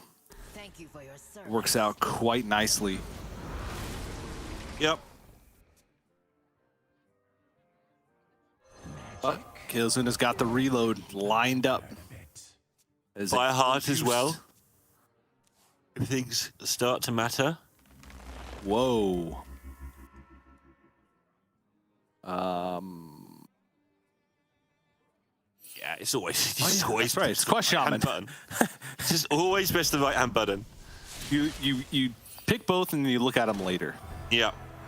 Yeah, and you work out a reason why you picked them later. It's like, Yeah. what's this in my hand for? Oh, I remember. It's because I'm supposed to take it by default. Yep.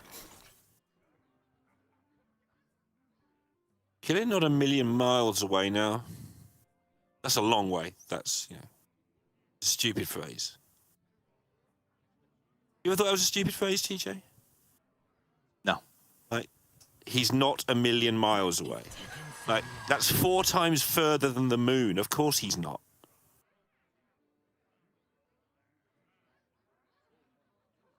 Dream it, you can achieve it. I'm worried with a guidance played and nothing shown to leave this owl up. Yep. Thank you for your service. Yep.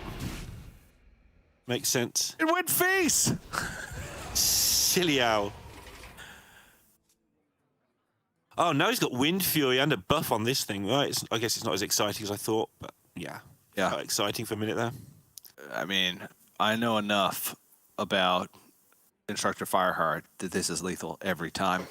I've always disagreed with you on this, and I'm going to continue to. Fireheart never gets damage, ever. There are no damage spells in Shaman when Fireheart is played, ever. Here's what you do with Fireheart, okay? You hit Guidance, and you get Lightning Bloom. Next, Okay. Fireheart Discover. Guidance, Lightning Bloom plus Lightning Bolt. Guidance, Lightning Bloom plus Lightning Bolt. There's always a potential lethal. It is such a small chance for it to happen. But if you have 4 mana and an Instructor Fireheart, it can be lethal every time. Ooh, charge call. That's cool. And there's been a lot of overloading going on. This is going to be a biggie. That's 8. Oh. Overdraft? Overdraft's huge. How convenient!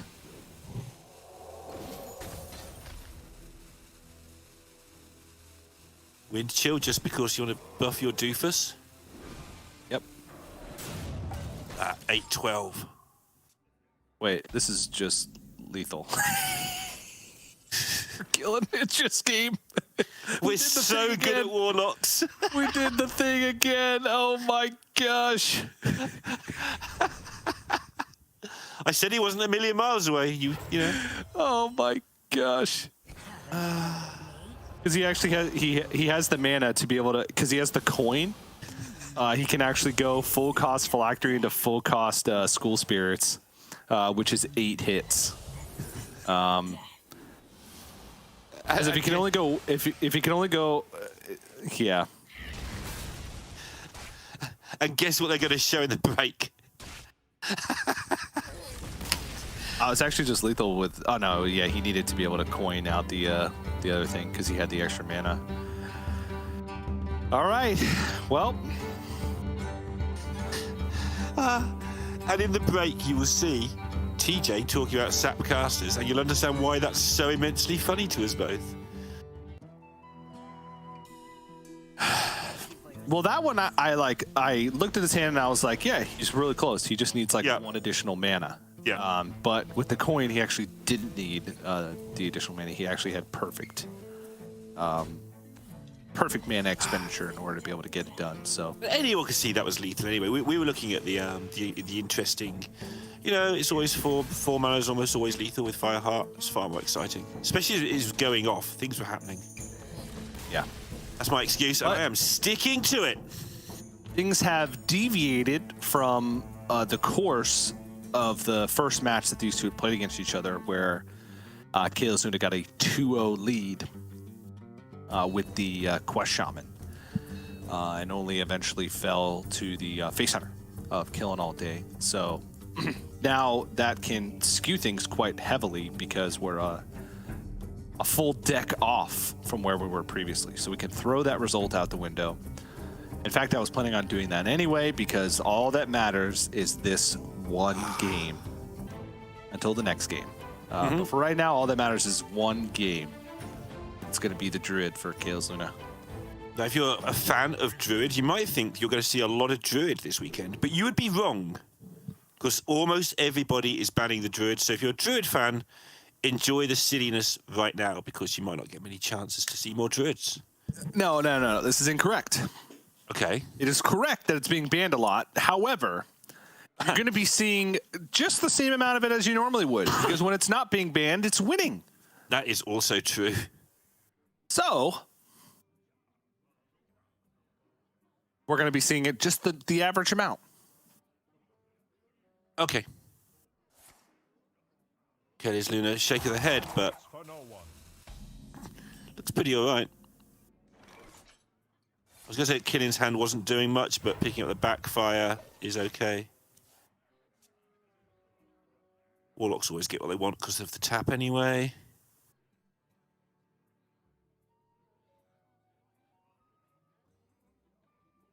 Tippity tap. Every time. I still don't know what it means. Tippity tippity. I definitely don't know what that means. I'm know what this tippity in and around, and I'm tapping around as well. Waiting for player to tippity tap. I see. All right, CaelesLuna's going to have to guess some weight, because the answer's 3 seconds, by the way. That's how long he had to wait for the reconnect. Thank you. Appreciate the play-by-play. He guessed the weight, and he had to wait. Do you see? Do you get it? Do you get it? Ooh, so this is a situation that I always find myself in, and I never know what to do. He's got Backfire and Dreadlich Tamsin in hand. Yep. So he doesn't want that large of a hand. Uh-huh. Right? Possibilities. So far, so good. So okay. I like this. I don't want to tap, because then I'm still in the same spot I was. I don't want to coin, because then if I hit Rod, then I'm sad. Okay. It made sense to me. I just like the trade. And it's good enough as it is. Still wants to draw a card, but doesn't want to draw a card without playing a card. And that's the only way he can do it. Yep, that makes logical sense. That tracks for me. Reconnect time isn't going up, which is weird. Slightly terrifying. Bizarre. Bizarre indeed. How bizarre. Is it us, Neil? No, well, Killing's moving. Caeles is moving. Are you here? Can you hear me? I can hear you. Check? Neil check. Hello? Yeah, Neil's here. TJ check? Yep, TJ's here too.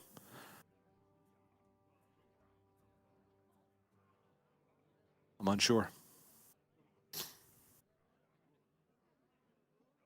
Okay. Well, we've only been disconnected for 1 second, so that's good.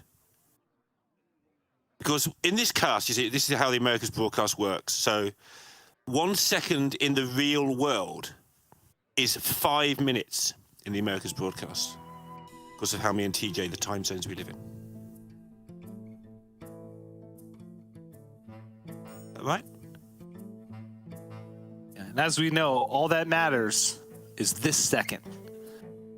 Yeah, we now defined how long a moment is. It is 1 second. Until the next second. Until the next second. Then the next second is all that matters. We are quite literally living in the moment right now, and the moment could be a while, could be 2 weeks either side, like TJ said earlier, could just be 1 second, but we're going to be here for you whilst this 1 second is resolved. Yeah, except for Killing All Day. Killing All Day lives in the years. Yep. 2017. Was 2016 a year of Killing All Day or not? 17 Yes. definitely was. Yes, I think it was. Was 17 the year that he qualified for the World Championship? I think so, yeah. And I think 2016 was like the year that Killing All Day got 9th place 6 times. Yeah, agreed. You weren't looking at the camera then. I was doing that before you even started speaking because I knew what was coming. I'm always looking at the camera. Got a chance as well now to explain that Sottle offended me greatly earlier. He said that he wasn't going to make my one joke, and he's now said that about both of my jokes. Pretty sad. You only have 2 jokes? He said I only had one joke. Can you make your joke right now? So Druid plays Scenario War with Solar and gets double scenarios, and that's the worst case scenarios.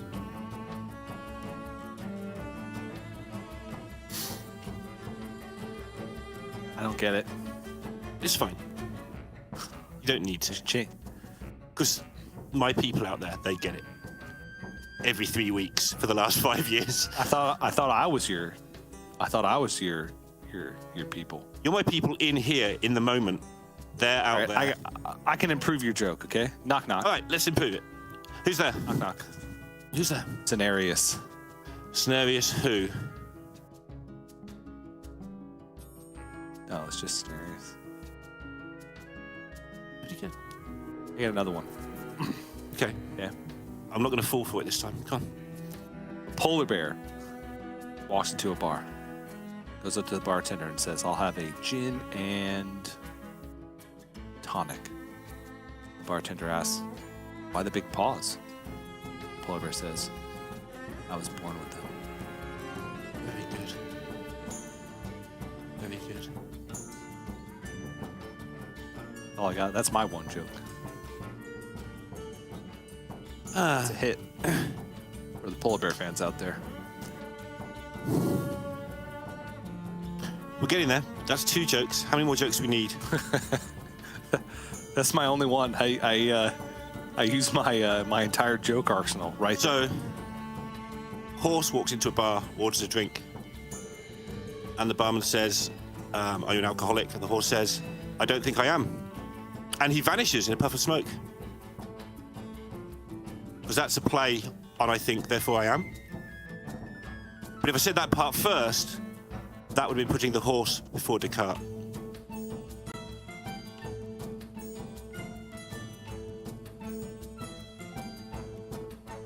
All right, that's 3 jokes.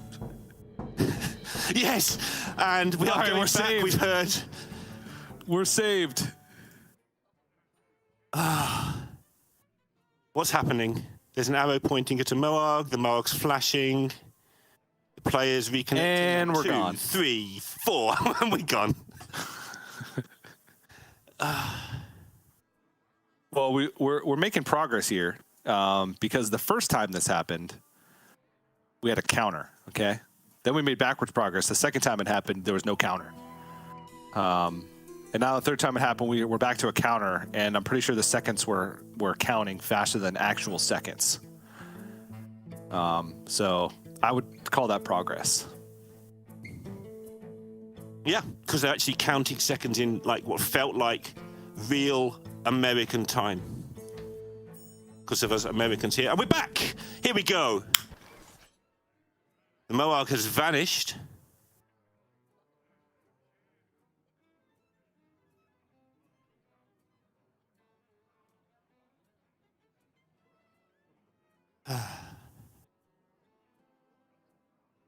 And we're gone.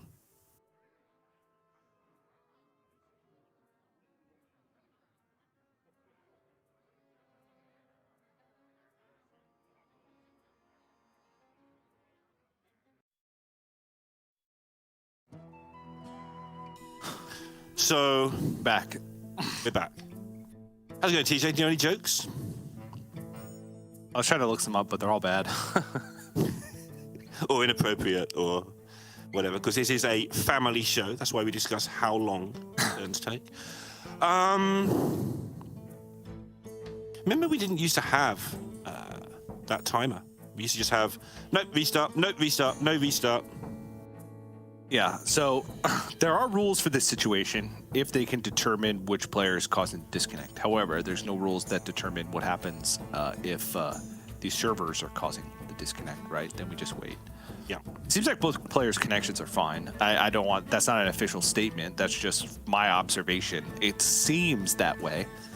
because their cameras aren't choppy. Whenever the disconnect happens, they both seem equally confused, that type of thing. I'm looking at my deck tracker right now. I actually see things happening. What sort of things? Like dancing Hello Kitties, or cards being played, or An Overgrowth was played, a tour guide was played. let's have a and now look it's at the deck back, tracker. Excuse me. now it's back to Frozen again. And he's in match 4.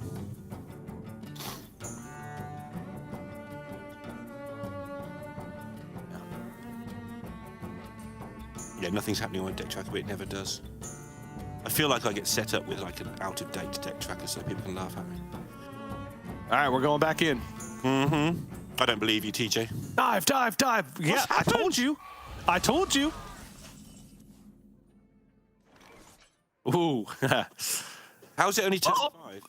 I mean, it's a rod.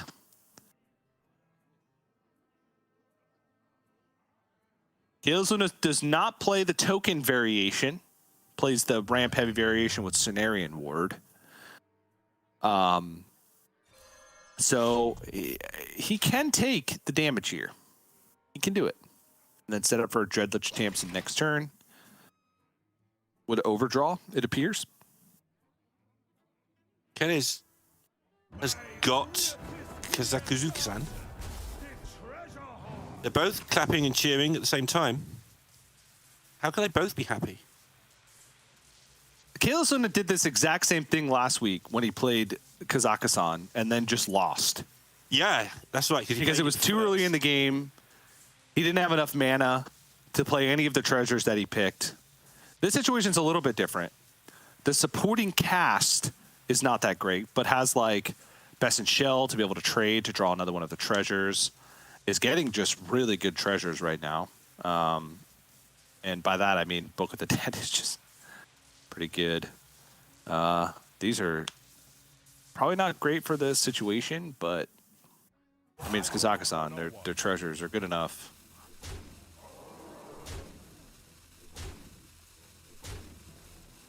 Yep.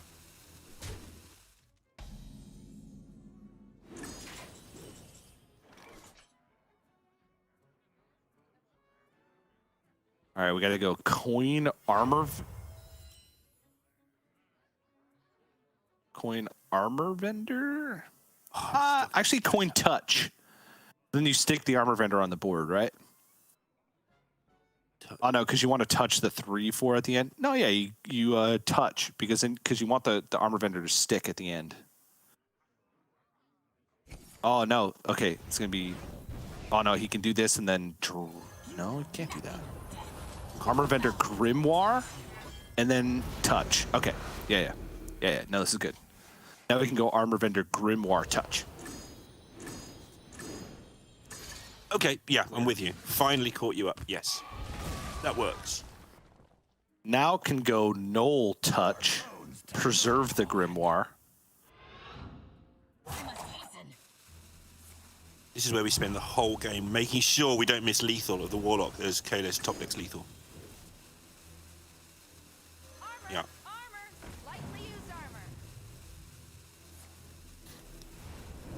And preserves the Grimoire as described by TJ Sanders, who caught it with that hand remarkably quickly, I would say, after flying back into the action like that.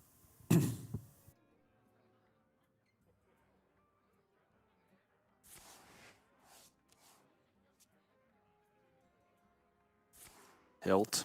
Okay, this is Ray Boss Nixia. Yep.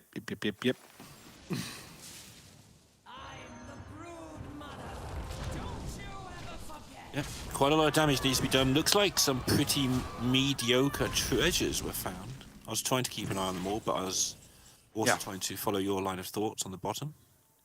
Still a potential clear for killing all day here. It's actually a pretty big deal.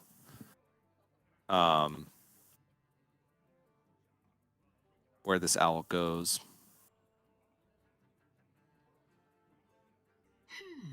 Not really enter their play. Needs to get this owl in the death rattle pools, which opens up options going into the following turns. I don't.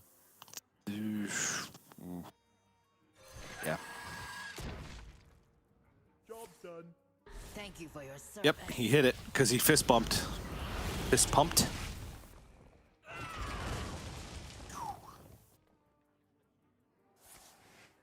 Go away, Best in Show. You're not required right now. Yeah. I wonder what the last two treasures are. I think Bubba was one of them. Was Bubba one of them? It was definitely offered. I don't know if he picked it. I was trying to concentrate on both hands at once, which was really bad of me because that ended up meaning I concentrated on no hands at all. What a predicament. Yeah. How's he going to do damage? Kenny's going to have forever.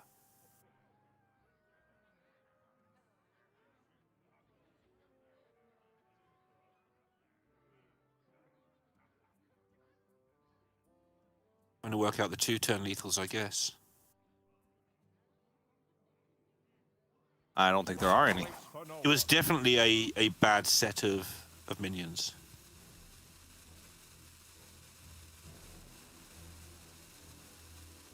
Yeah, next turn, Killen has hero power, rod, backfire.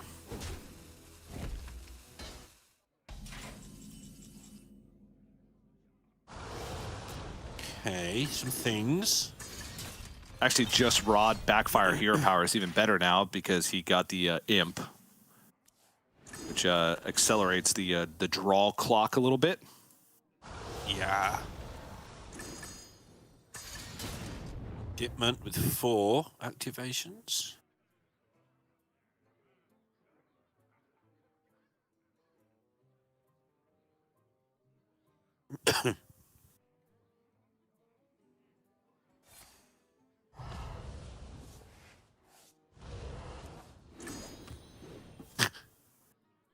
Alright. All the imps you could ever want. Caelus holding onto the book last turn, at least is going to do something.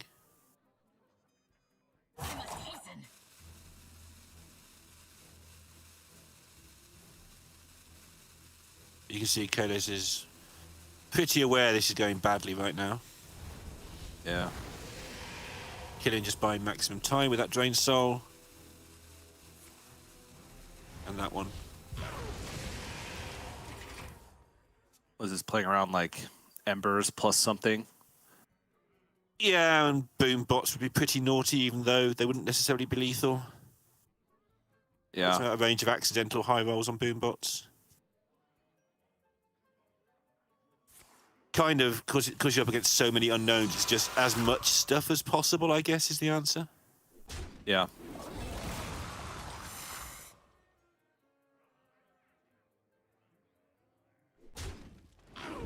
It's just no damage outside of the Book of the Dead right now, Right. which is a problem. Obviously, just minions in the way is, might affect Killen's calculations. But, Yeah. that's about it. Not that many cards left. That's the only Fell Rift that's actually left in the deck, I believe. I think all the other ones have been drawn. Not anymore. Now there's another one in there. That's because he added another one, yeah. A 1+1 is working in the Americas region. Unlike 1 second, which could be any number of seconds. 6 imps. Does that stop at 7, or does it go to 8 and only give you 7? I've never checked. He just keeps getting the back. He's so worried about what the possible treasures are. Yeah, we know it's almost certainly like Okay. you just wait, but oh my.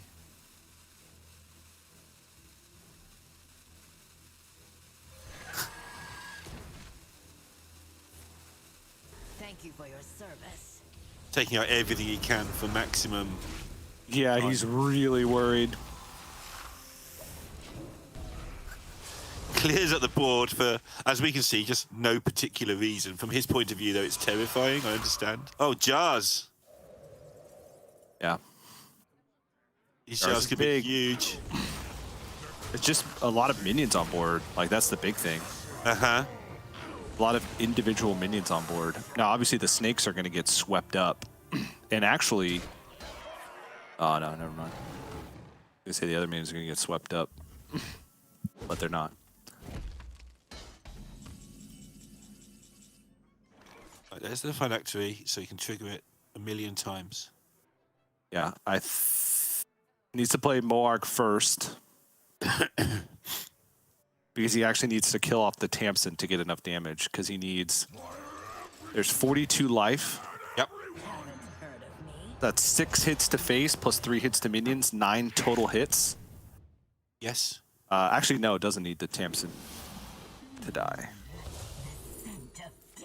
Just needs the imps to die, and that should be enough.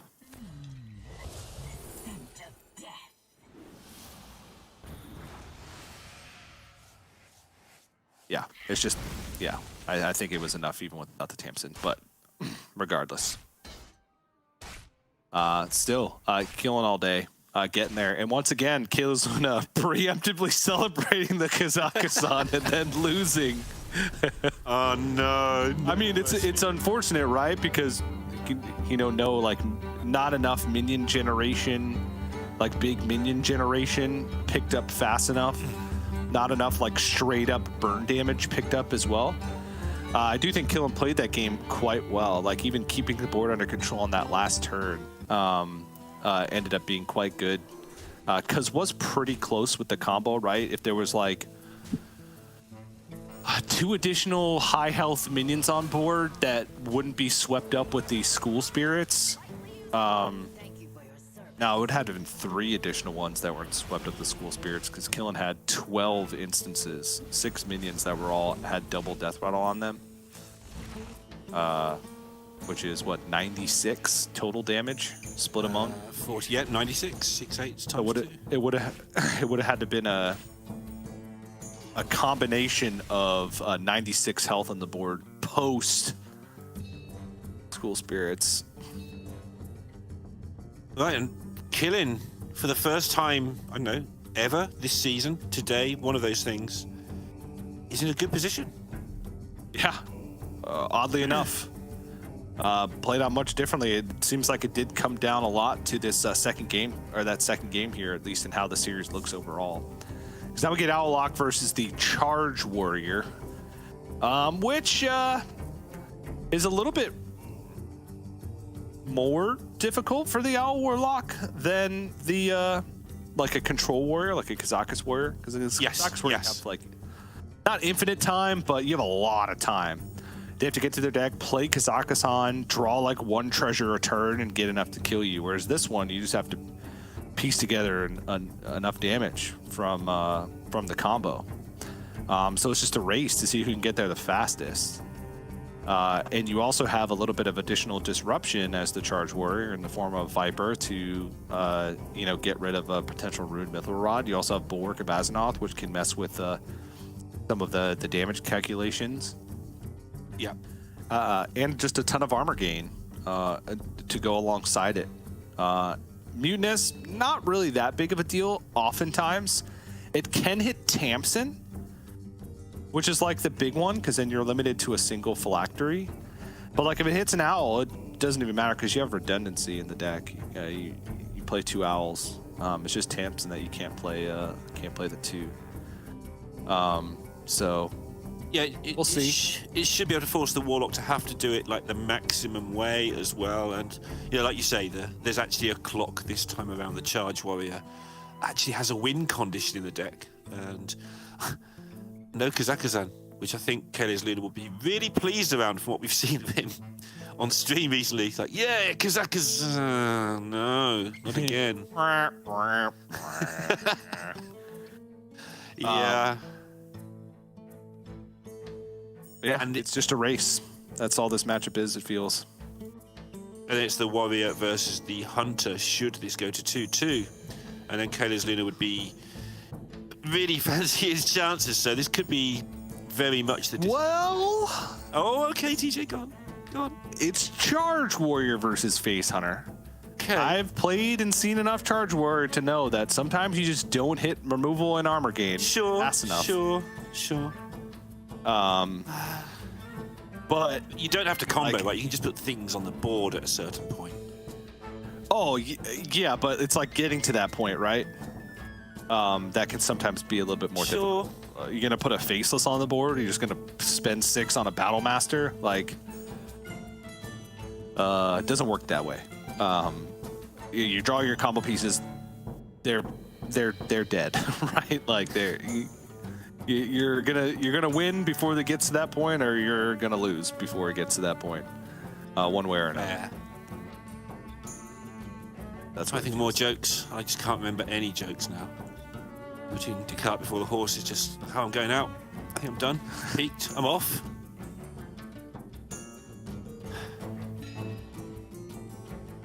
Have you noticed how hard it is to talk on demand?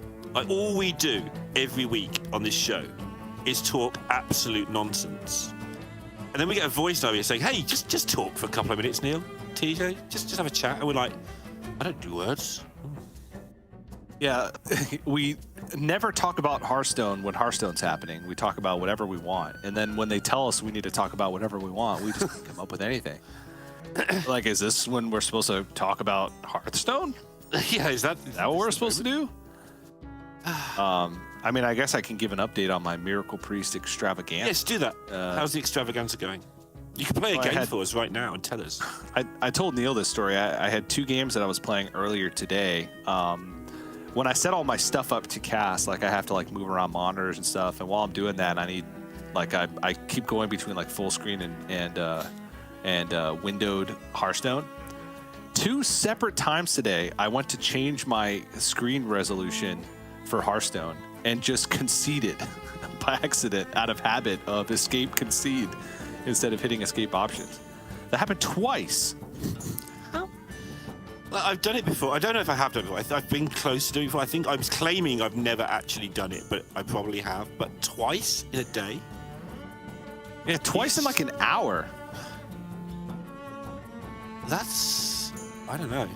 I don't know, TJ. You should check that out. Yeah, I should. Why are there so many idioms to do with the sea, by the way, and boats? Did you just call me an idiot? Yes, I called you an idiom. Anyway, there's Hearthstone back. Will it be plain sailing for Killing All Day? Or will CaelesLuna get it back to 2-2?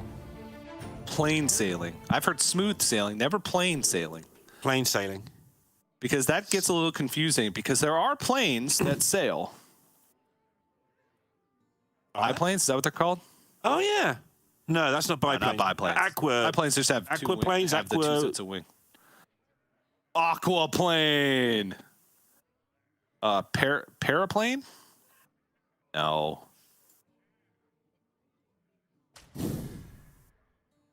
Leave a message in the comments if you know what sort of plane we're talking about. They're just called a seaplane. Cool. Oh, it's original. What's the point of flying in the sea? Flying over the sea. If there's not a landing strip available, if you're flying in an area that's mostly landfall or rocky coastline. Just don't do that. Well, in some places you don't have a choice. I mean, you could walk. No, you can't. Or swim. Or both. You could, but it's easier to fly. Ooh, look at this. I'm looking. Look. There's Hearthstone happening. There's good Hearthstone happening. Oh, okay. Sugar. Sorry. Yeah. Just hadn't. Yeah. Wow. Game is in smooth water. Yeah.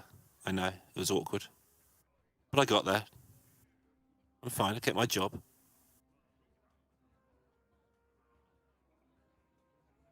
What's the best way to use this knoll? Both weapons and Tamsin. Just getting stuff out there seems reasonable to me, as you've already discussed. Yeah. The big question is, like, do you coin out a rod or do you coin out... Wait, whoa. You can't coin out the rod, and I guess you could coin out the Tamsin at that point. Just burn the coin. Wait, have 7 mana. Yeah, he just wants to keep his hand at a reasonable size. So I like the trade instead of the tap and the null. Just put something in the way.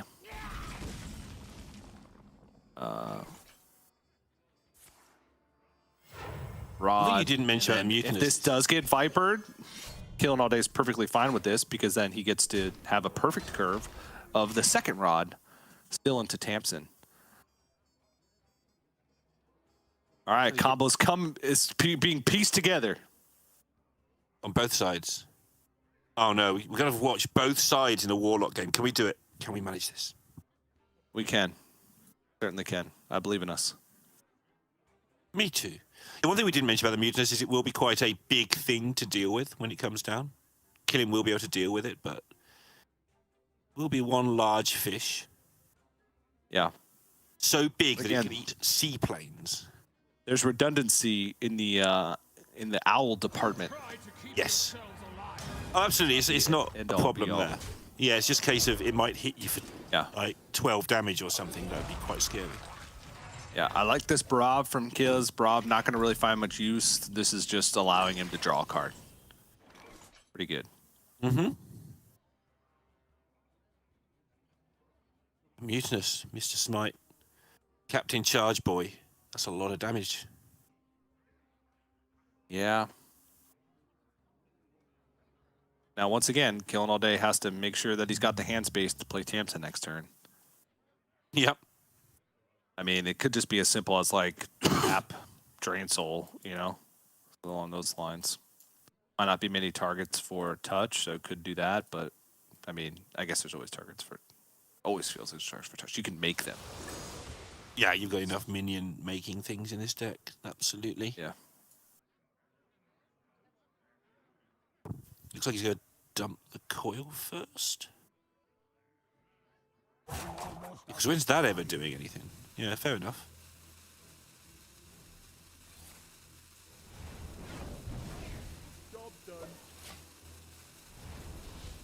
Bases are being made. All right, Mr. Smite, get in there. Bam. Also keep track of is the amount of armor gained by CaelesLuna. Yeah, it's not a huge amount yet, is it? I don't think. No, in Quite fact, I believe active. it's 4 on 2 and on 3.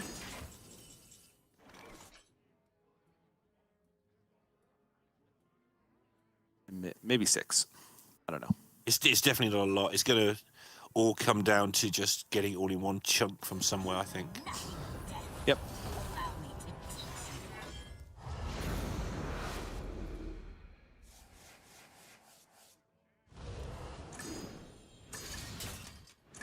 Okay, Tamsin in the hand going into the Mutinous turn. I think Killen's gonna think about this and probably not even play out the Armor Bender, just to spread out these this minion. It's free. You could always just play it next turn. It also gives him a card draw, so there's multiple reasons not to play it. It also gains 3 armor for your opponent who's trying to gain armor, yeah? Looking for Tamsin? Nope, Armor Bender. That's the best out. No, the other Armor Bender would have been the best outcome for Killing All Day because that one cost 1. This one was free. Okay. Sure.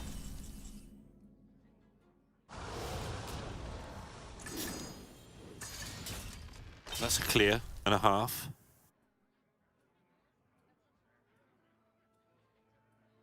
$26.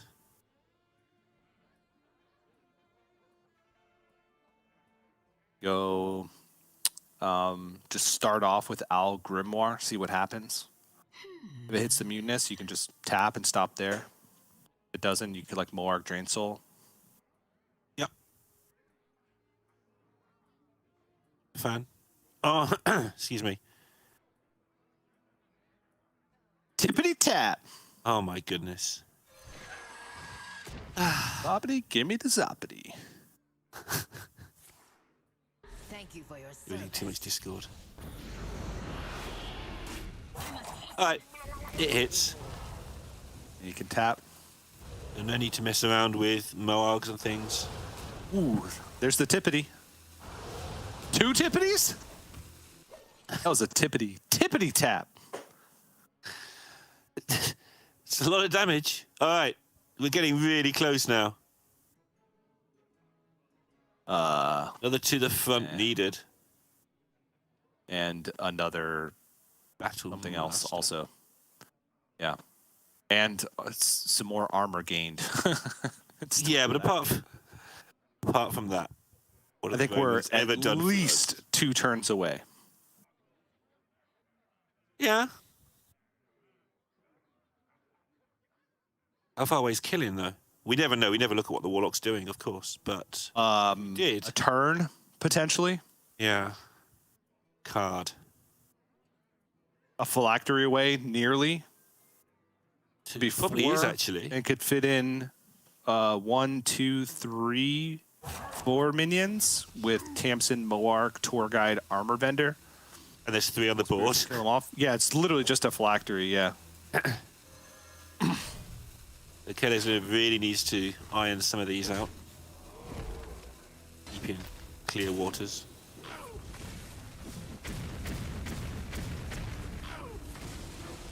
And then needs to... No armor up again, though. Bulwark in hand. Okay, so no phylactery off the top. Can still do it, however, with a phylactery from this free hero power would still be lethal.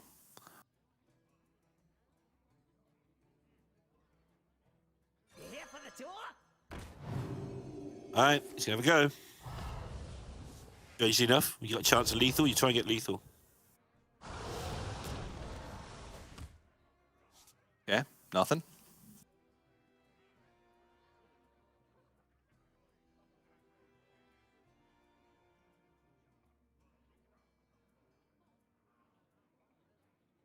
Do you remember CaelesLuna's background was just like half a garage? Now it's really nice. It's evolved over time. Certainly has. Hasten.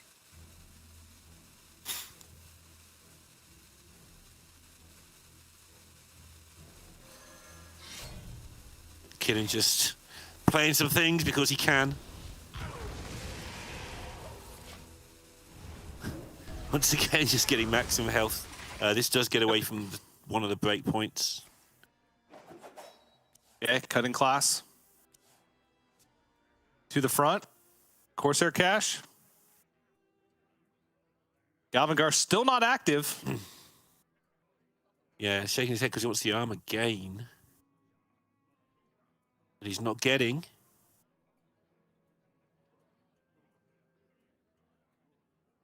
I wonder how not active it is. We must be on about 10 by now. I think it's 6. Didn't armor He's up only last turn. 6? Didn't Oh. armor up the turn before because because of Mutinous. There was Smite played on 6. Mutinous played on 7. No armor played on 8, I don't think, because ended the turn with a double minefield instead to clear the board. Outriders Axe on 4. I think there's only been 3 armor ups so far. Right. We're still. Well, yeah. it's frozen buckler now, isn't it? Like that's where we're at. Yeah, gonna go with the Bulwark, but at this point, Bulwark doesn't even save CaelesLuna, I do not think. 32 life. How does Killing get into these games where both sides just can't draw? Like, remember that Demon Hunter game he got into as well? It's like, oh, Yep. somebody do something. Uh-oh. Whole deck is just Both players just think that they're dead over and over Yep. again. One's like, I didn't hit it, I'm dead. And then CaelesLuna's like, I didn't hit it, I'm dead. And then it passes back. Oh, I didn't hit it, I'm dead. I feel like Killing It's is gonna be favorite that here. over and over again. Younger. Yes. CaelesLuna's not allowed to play his good card, which is important. The game just won't let him. Yeah, and is still pieces off, right? Like Yeah. has to fit in an armor up. Still needs an armor up. So even if the Battle Masters picked up next turn, there wouldn't be enough mana to fit in everything because he'd have to start with an armor up. So it's not next turn guaranteed. Yeah. So it would be minimum 2 turns for Caeles, and Killing All Day can pick it up as early as next turn. And should at some point actually pick it up. Oh my. Yeah. So I think that he's 2 armor away now. He's doing it the hard way. One armor. Right. I'm not going to get any armor gain. Killing's not going to play any. I'm not going to draw any. I'm just going to keep pressing this button and somehow get there.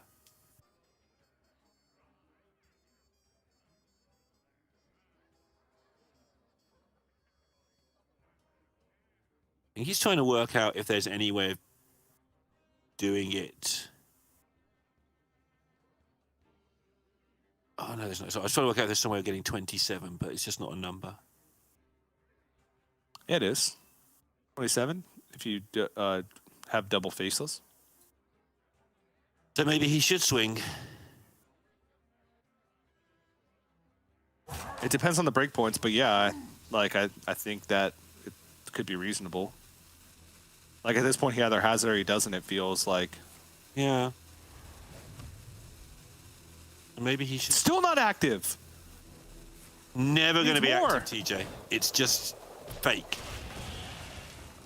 All right, so we're still on a phylactery draw for killing.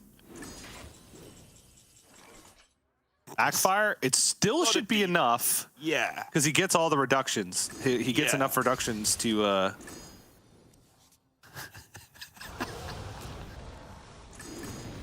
Making his weight.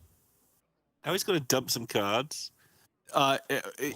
It's still there with the tap, assuming he doesn't hit a Fell Rift first. Last cards are Phylactery, Backfire, Blood Mage Thanos, Wicked Shipment. Sounds like it's almost impossible to miss. There it is. He hit it. And he, yeah. Whew. Just needs a full board. It's double Moarg, so everything's going to die. Has the School Spirits that cost 1.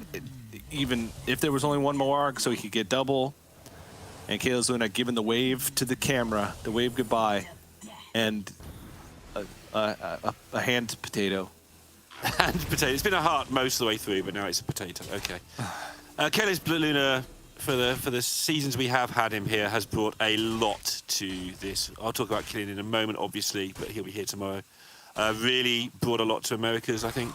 Started to add a lot of colour to the event. One of the first players to really sort of get everybody talking and get everybody at it a little bit, rather than some of the more calm, sedate people we had before. Really enjoyed having CaelesLuna here, and again, as with all of the people that we're going to lose over this weekend, hopefully get to see them again in a Masters tour at some point. Yeah, and again, I don't like calling it relegation because, like, almost everybody is getting relegated in a sense. It's just that some players get that additional chance to play a little bit later on in the year for the last season of Grandmasters. But once again, the story of Killing is it always comes down to the last week. It's always exceptionally close. We can never quite call him fully eliminated. And it continues, right? Killing All Day stays alive once again. So, at the start of this week, Killing All Day was in 16th place. At the start of today, he was in 15th place. Now, on my live chart that I keep, he's up to 13th place.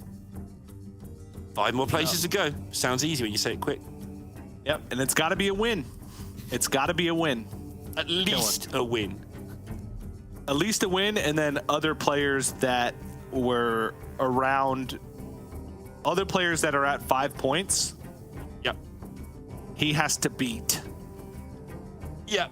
And the right ones have to win, and the right ones have to lose, and the draw has to work out right. But yes. Yeah. Don't even know if it's possible or not, but I'm not going to work it out. I'm enjoying living the possibility. We can work it out, okay? So, DimitriKazov is at guaranteed 6 points now, right? Yep. So he's above. Dread and Monsanto are at a guaranteed 5, and I don't know what their head-to-head is, so that's why we overall can't win work it out. percentage. Yeah. We can't work it out, whatever. We're halfway through the broadcast today. We still got 2 more matches to go, but we're going to have to go to our halftime break before we come back with match number 3. But as you can tell, it's high-stakes Hearthstone all day, all weekend long on youtube.com/Hearthstone Esports. So you're not going to want to miss it. 10 minutes and we'll be back. Don't go anywhere. More America's Grandmasters right after this.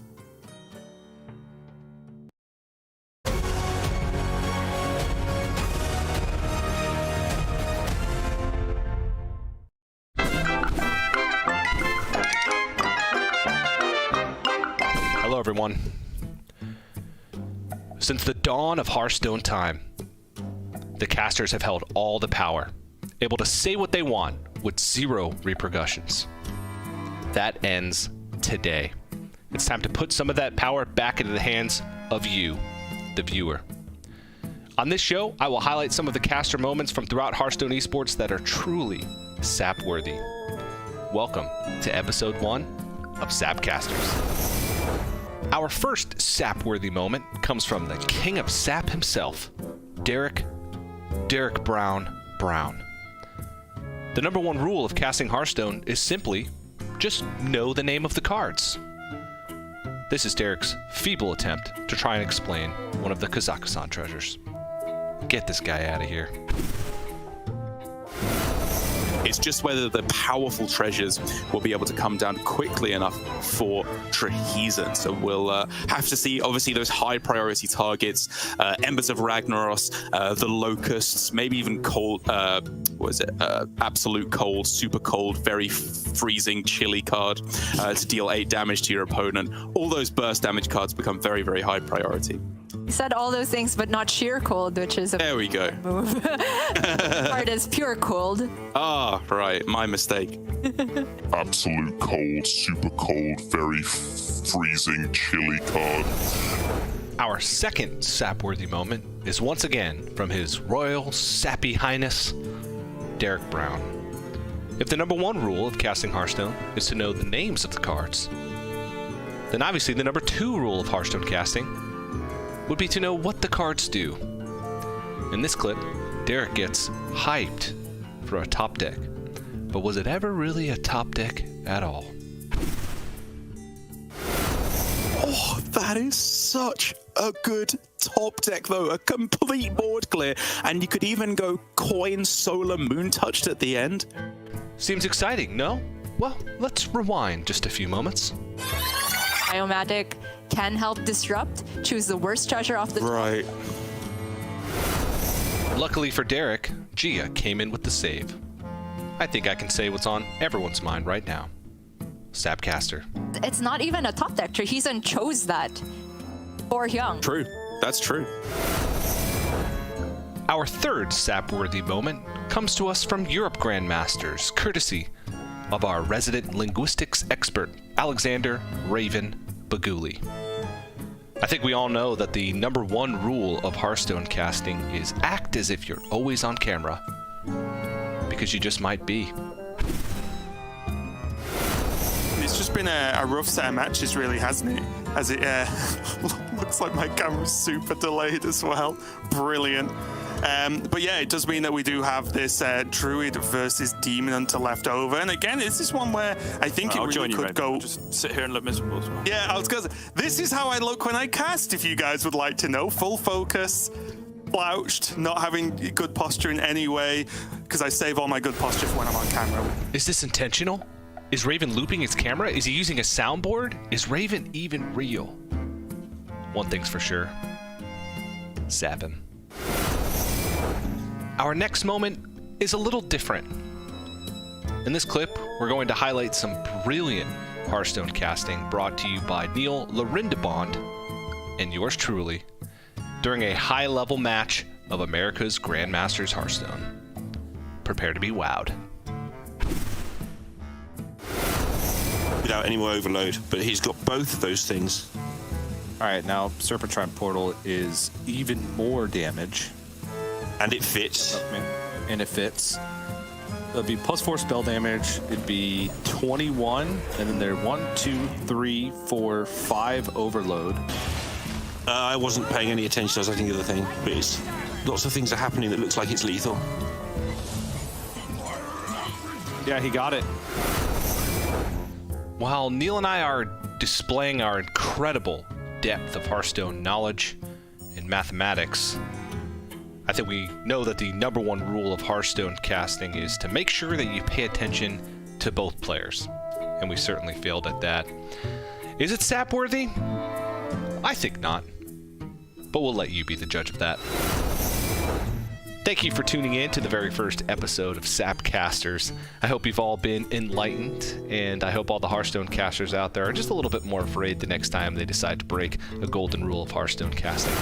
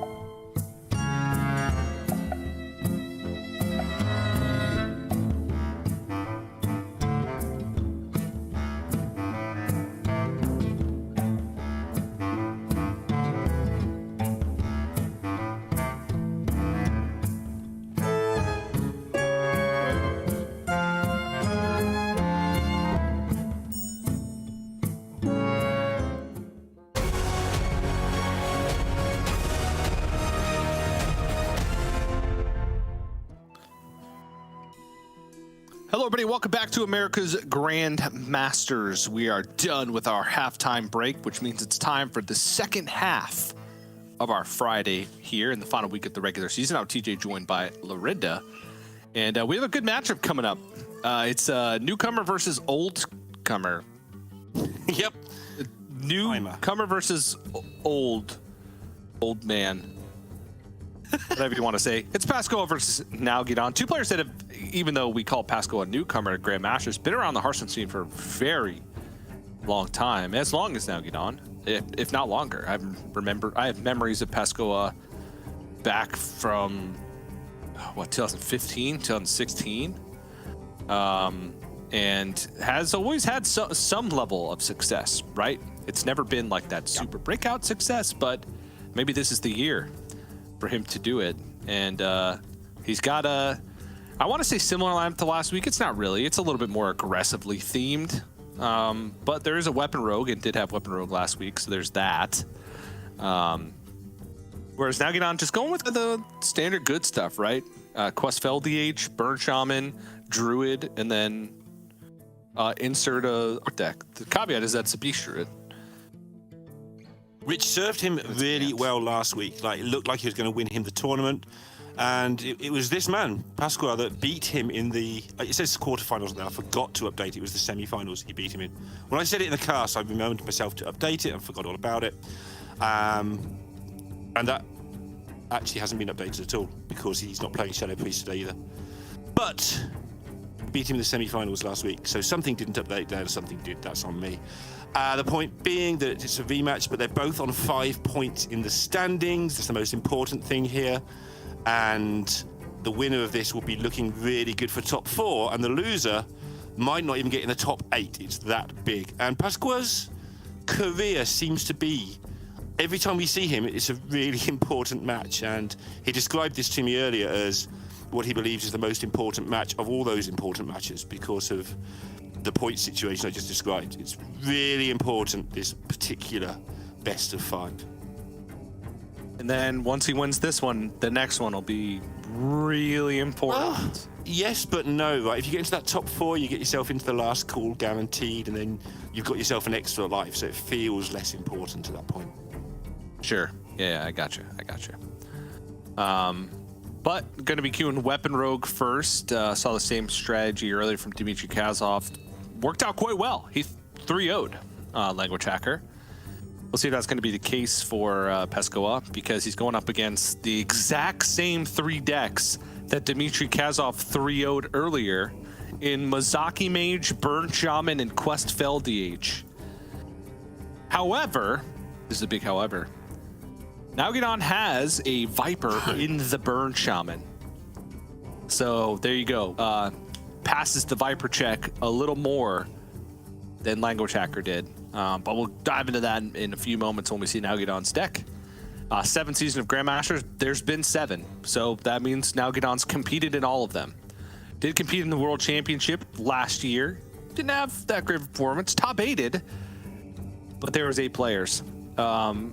But still an achievement just to get to the Hearthstone World Championship. Right, yeah, that's the point. And last year was just an incredible year for Nalguidan overall. Just checked all the boxes, playing well, bringing good decks, reached playoff twice, won a season, went to the World Championship. The only box left unchecked for Nalguidan at this point is winning a World Championship. Yep.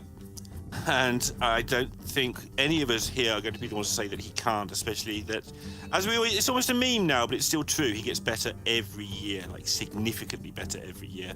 And he started from a pretty good place, so no reason to believe he can't get it done. Pascoa did message me also about this particular match today. He says that he's unfavored in nearly all of the games, but because Nalguidan's mage is so bad, it actually works out at very close to 50-50 overall, maybe even slightly favored for Pascoa, because he's effectively getting a 1-0 head start, at least. That was the short version of things. Okay. What's with everybody changing rooms? Don't know. I know Nalguidan moved recently. I know that's a thing that happened. But now he's in a completely different spot than he was last week. I like to think that Pascoa there is just sat in a white room and his green screen's one of those blue screens that do exist. It's just like sinking down slowly lower. No, I think he just has a full green screen. That's just the background that he chooses. Oh, right. I see. That's also possible. Oh, bunch of nothing there for Nalguidan, and not much better for Pascoa.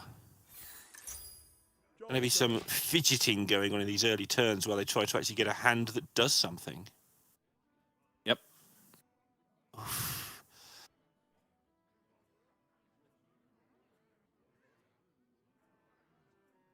I believe we're already seeing a difference in philosophy in matchups. Didn't lnguagehackr throw the quest against Weapon Rogue? He did. I believe he did, yes. It was coin versus no coin, I think. Maybe I'm wrong there as well. But already difference in philosophy. Not where you want the spectral sight. I mean, it's nice because he needs some cards, but he's never going to get it to the left. You've got to just do it. You've just got to play it, yeah. Yeah, I mean, even if he could get it to the left, you don't want to spend that much time trying to get it to the left. Oh, yeah, that's what You just I mean. want to draw, try and hit your Viper, you know? Pascoa really, really needs a weapon here to get rolling. Nalguidan is going to at least have enough card draw to start doing something. Not that weapon. There it is. That weapon, that's the one. Thumbs up for Pascoa, yeah. Perfectly played. And with a reduction on the deadly poison, that's going to be quite tasty. But there's always that that thought process that you have to go through. Well, do I use the poison right away? Because what if my opponent has the Viper? And now he's like, well, he has drawn a lot of cards. Could have the Viper. But on the other side of of much that, else. secret passage in hand, plus his own Viper.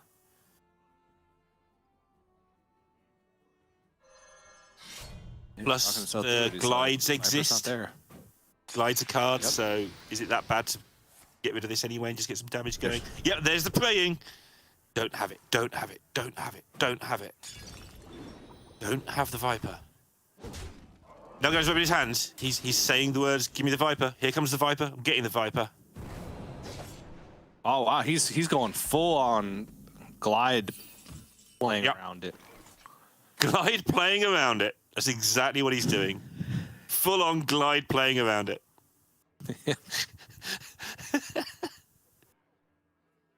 Full on glide playing around it mode.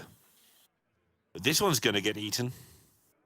Which we saw earlier. That's a big deal. It doesn't sound like much, but the healing is so huge here. But getting it vipered is huge as well. Pascoa even want to, though. He's got secret passage ready to go if he wants to do that instead, with potential coin if he wants to also launch that out there.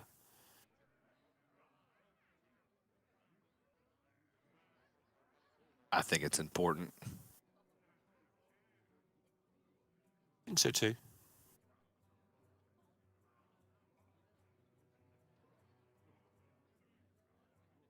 I think Last Hero Standing might be a really good format for Pascoa as well, even though he probably hasn't had that much experience with it, at least in recent times.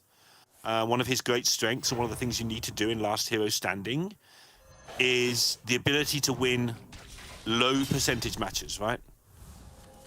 Because you're going to get them the way that the Q and counter Q functions. So he's the sort of player that we've seen it a lot last week in particular, that is very good at playing to very few outs.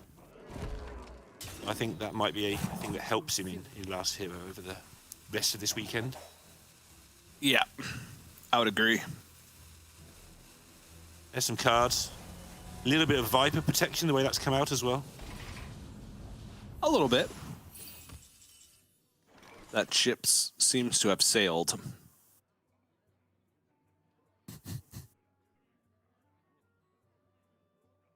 In the unironic sense. No, absolutely. Not that irony is even a factor here. I mean, everything we say is ironic at this point because every phrase that's ever existed has been said, and therefore us saying again almost has some element of irony to it.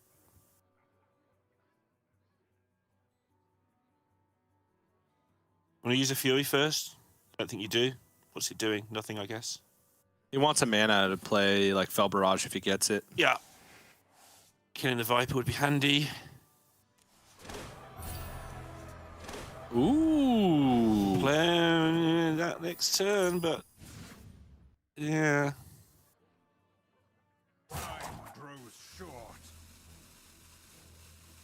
None of this is ideal, but it looks like a good next turn.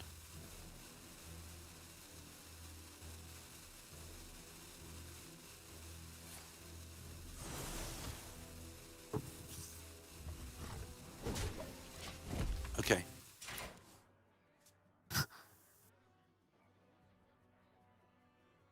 All right, more card draw.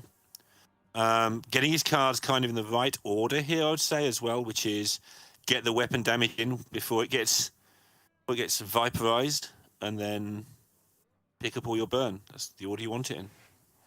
Yeah, we are going to have to keep an eye on like max damage from hand in case Nalguidan's able to get some healing in, just because he did use a Sinister Strike early on in the game. Damage usually is not an issue, though, even from hand damage after the weapon's been used, just because with Guild Trader, if you have the mana available, you have just so much damage with the Garrotes if your deck is empty. Your trade, of course, giving +2 spell damage, as everybody gets right all the time. Yep.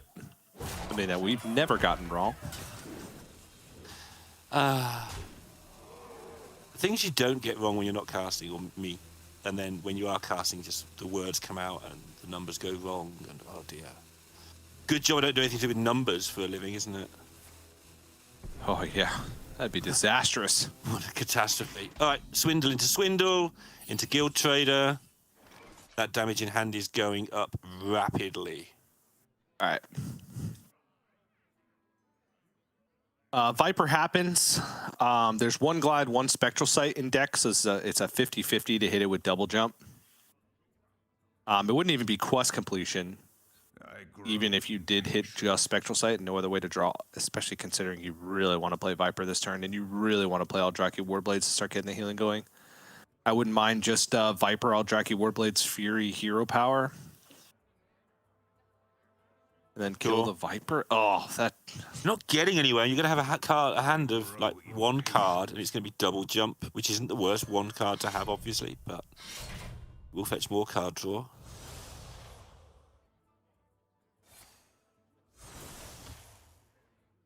Oh, he's actually going to push this face. Okay. I actually like this. Yeah, you've got to kill him sometime, right? Yep.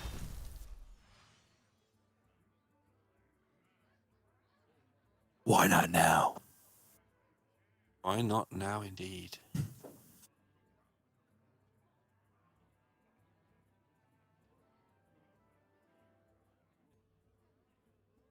Pascoa working out 2 and 3 turn lethals here. It's really hard when your opponent's got healing, but I guess he also has to pay some attention to dying, but not this turn, but the turn after. He's still got the cloak, so he can wait at least one more turn. That's fine. Yeah, my initial thought was just to play Shank, Paralytic Poison, and like Swindle, but there's no minions left in the deck since he used the Viper. So it'd just be draw one, just be draw spell. Okay, Grow. Get the damage in. Yep. And then you can Swindle next turn. Gives you, on average, more damage.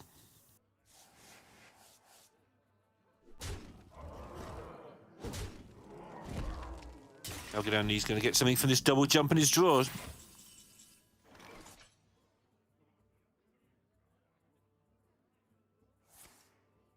Doesn't really want Glide.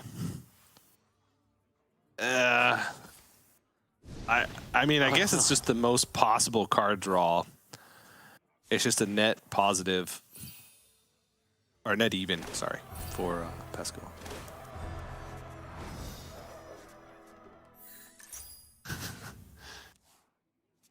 Right. Pretty good turn, this. The best outcome here from Illidar Studies. Canard. Leech. Oh yeah, Chaos Leech would have been good. Yeah, you're right. I see. Not this. Whatever this is, this wasn't the best outcome. Yeah, and now another decision. Do you swing with the Eldrazi Warblades, or do you try and wait for some weapon buffs? He has 1 Fury, 1 Chaos Strike left. How worried are you? You're worried, right? You're super worried. Yeah. Pascoa did does pick have- up the passage. Yeah. 11, 8, 4. It's going to be so easy with this passage, most likely. Not this turn. I guess. I don't think there's a single way to find it this turn passage. It would have to be exactly Wicked Stab, Sinister Strike, and Garrote. This could hit damage plus discount something. Like if it hit Sinister Strike and discounted Wicked Stab or Sinister Strike, that was lethal. I got it all. What's he looking for? He's got... Anything. Oh, he's Bleed or Sinister Strike. Yeah. You were right, Neil. Never doubt him. I guess Never doubt we're me. right because you hadn't seen the prep yet, but you know. Mm-hmm.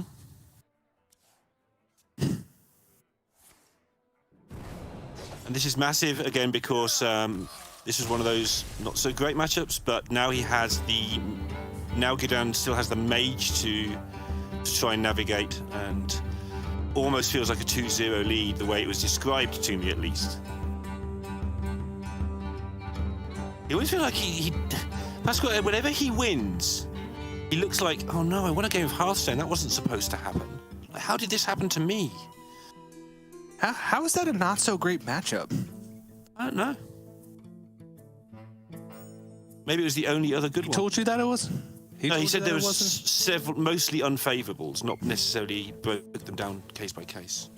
Okay. I think that one is very close. I don't think it's... I wouldn't even call it a favorite either way. Yeah, I would agree.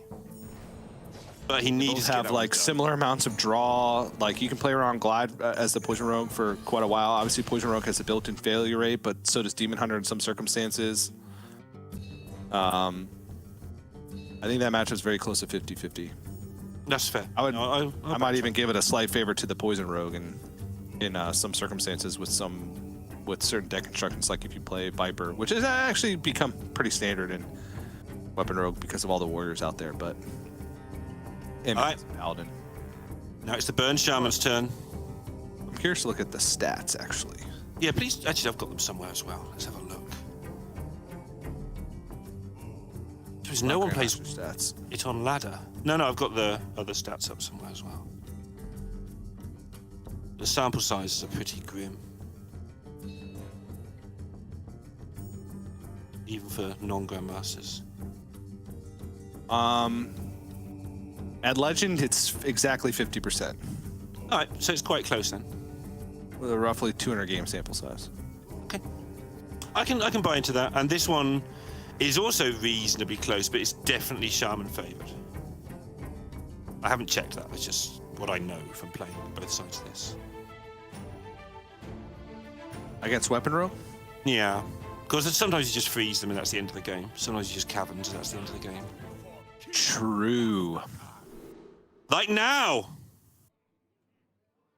Bloom, cavern, coin, bomb. Oh, bam, yeah. bingo. Freeze that weapon, hit them with 3/4s. They can't do anything, and you play game 3. Actually, that matchup is 50-50 as well, Neil. 500 game sample size, exactly 50%. Really? Nah, that one's wrong. I'd have said about 55 or maybe even 60 for the Shaman, personally. Oh, well. I'm a Shaman snob. If it's you personally, well... I mean, me personally would be like 78% Shaman because I just always play Cavern on 1. Well, you and Nalguidan have that in common. And at my level, not all the players have all the cards in their rogue deck. Sometimes they have to improvise.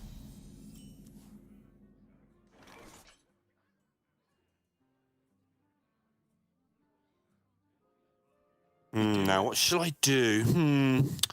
Well, I I could make an army of 3/4s on turn 1. But then I won't be able to play my primordial studies. Oh no. I know. I'll make an army of 3/4s. Pascoa said, wow, look at this big guy over here. I think he's so cool with his turn 1 wow. Ooh. All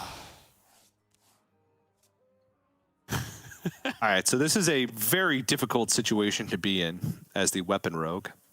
An on-curve Wildpaw Caverns, while still annoying, can be handled by Swine Tusk, Paralytic, Deadly Poison, and then you just kill them. You kill all 3, and you don't take damage, so you don't get frozen.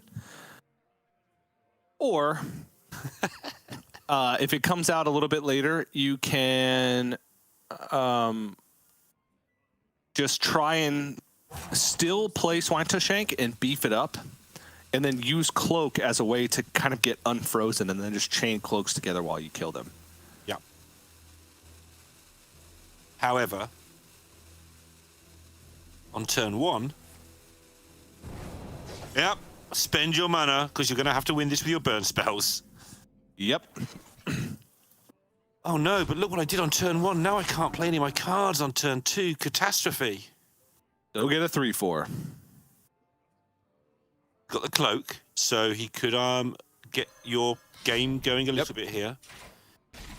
I think you still have to wait at least a turn to cloak.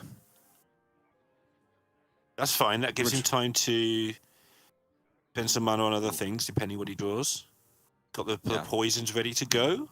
Probably draws into something worth playing. Now, do I Portal Face or do I pass? Yeah, I'll Portal Face. Sorry, I've reached maximum. 1-2.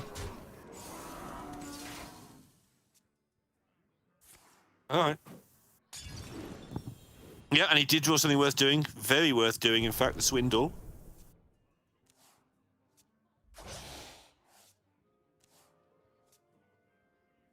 Okay.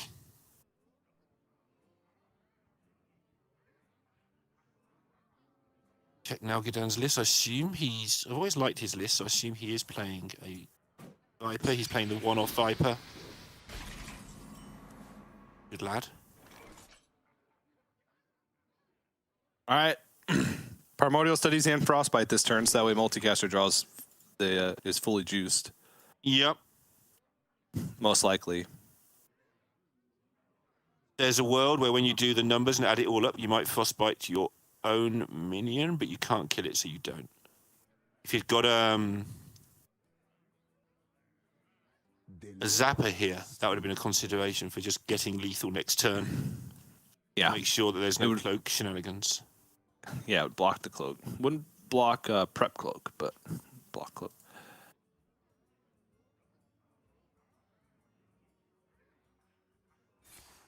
I just spend my mana. I like spending mana. Mana's And as I said, this fully juices the multicaster as well. So it's a double whammy. Whammy. Is that the 3rd time the Viper's been in their hand? Yep, well, Swindle was the 2nd time. Sure. So, would have been traded away. All right, and this is the part of the game where he's got to go cloak into kill. Because he couldn't save cloak until 6. Can't go cloak scabs, has to go cloak kill. And not a lot of mana to do it with. Nalguidan's just looking for a way to have lethal from... Actually, it doesn't matter. It doesn't even need lethal. Like, yeah, it's literally just Brukan, right? Yeah. Yeah. All right, so cloak is step 1, and then prep plus damage is step 2 for Pascoa here. And card draw also at the same time. All right, that's a good start. Everywhere. But needs cloak or dies. There's cloak. Okay. I said prep plus damage plus cloak. That's do the thing. Pascoa, you sly dog, you. Just play every card in your hand. Oh my, is he That is insane. That is literally the perfect secret passage for what his game plan has to be. 16. Still probably not enough. 11. Oh, it's getting close though. Nalguidan's like, this is unbelievable. It needs 11 damage. That's a lot of damage. We need 6.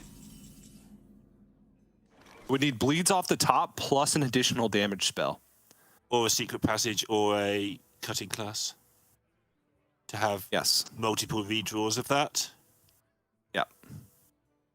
All right, so you certainly Serpentine Portal one of your minions here to try and look for a taunt. That happens. Nothing else matters. He could also, it could have been a frostbite there as well.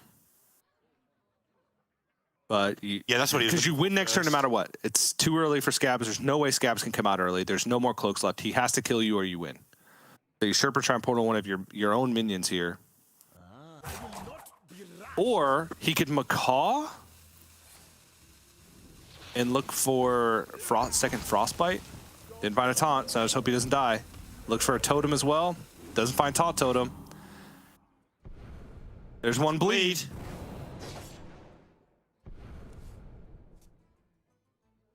Is that passage? Okay, it's not passage. All right. So you start with the Blackwater Cutlass trade. I mean, this is doable. He's got 10 from hand. Needs 2 bleeds or a Wicked Stab. There would be 3 bleeds in the deck. You'd have 1 draw. Oh, you grow first, then trade. Yep. See, maximizing outs. Yep. This is what he's the best at. Guild Trader? Nope. Get a bleed from it. Can get a bleed from it. But still needs damage plus 2 bleeds. Another happy guildie. Or 2 bleeds now, right? It's exactly 2 bleeds. There's one.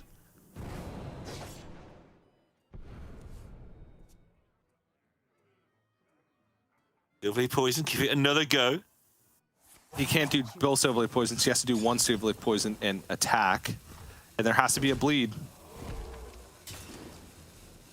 And there is! No way! He's taking it down! No way! What was this game of Hearthstone? No way!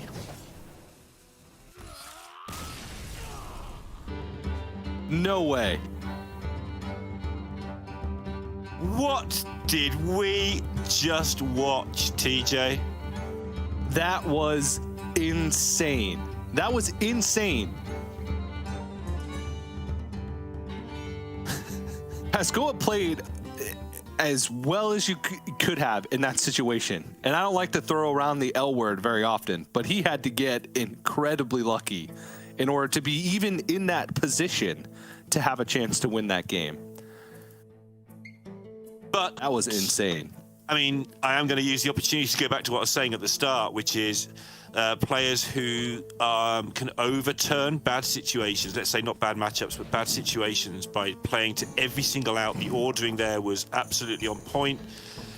Obviously, he needed to get ridiculously lucky there. It also had to be no taunt from Serpentine Portal, no taunt from the taunt totem. Yep. No frostbite from Nalguidan as well, with the draw. His secret passage had to be literally exactly those 5 cards. Perfect mana expenditure. And yes, he did order it correctly. And yes, he did play that perfectly. But if you play out that scenario 100 times, that happens once. But if I play that scenario 100 times, it happens no times. That's the difference. But yes. I mean, Pascoa's had really bad luck in really important matches for a long time. So, as much as I really enjoy watching Nalguidan play and would love to see him in another World Championships, I'm very happy Pascoa has had this run as well. Yeah. It's not over yet, but we've seen this matchup earlier, the Rogue versus the Mage, where the Rogue drew nothing.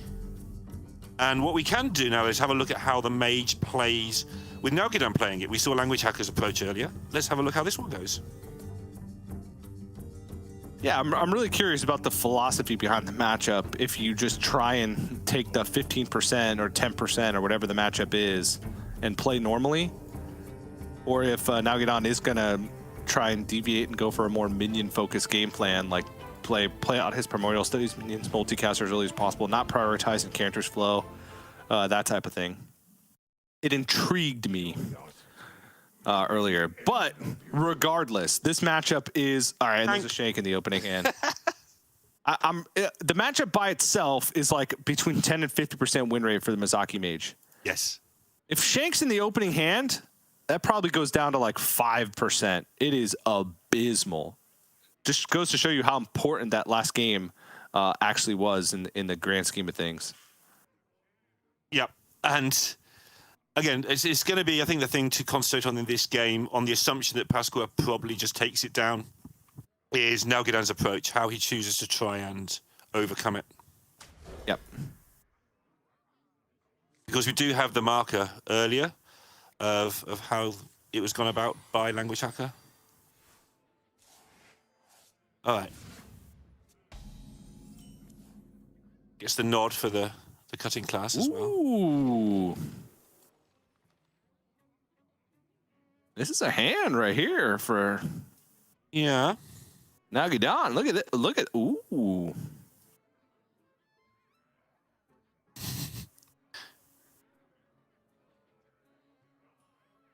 Is it Phoenix just on the assumption you're never going to get time to play anything else? Yeah, but like Phoenix just is like, hey, I have a Phoenix on the board. You need to cloak. Yeah. You can get him to cloak early by playing. Maybe the you can Phoenix force a early. cloak. I don't know.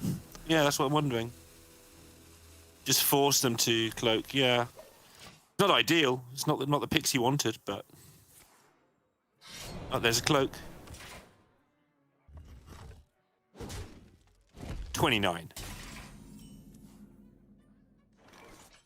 And that health total goes fast because you ain't doing anything to prevent that thing from 28. going down and down and down. Pascoa's missing poisons. That's one thing. Yeah, Nalguidan's got flow into Just intellect. kidding. Whatever. Yeah, what are you saying, TJ? I don't know why, but I'm going to do a Viper check. There's a 0% chance there's a Viper in this deck because Refreshing Spring Water exists. But I'm going to look anyway. Yep, no Viper. Cool. Because the one time I don't do that, there's going to be 2 Vipers in the deck. For no reason whatsoever. This is Nalguidan just like, yeah, whatever, dude. He's so over this. Oh my god. Yeah, coin your flow. See what happens. He's just dead. My. He's just dead. All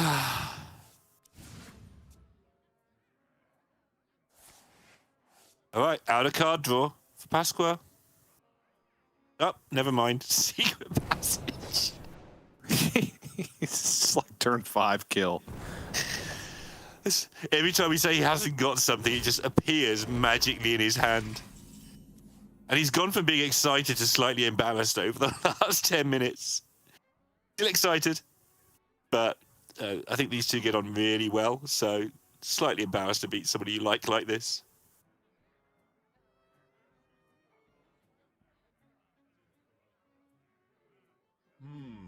There's some people I'd love to beat like this. Yeah, sort of subtle. I am. Yeah. When he's already lost 8 games in a row.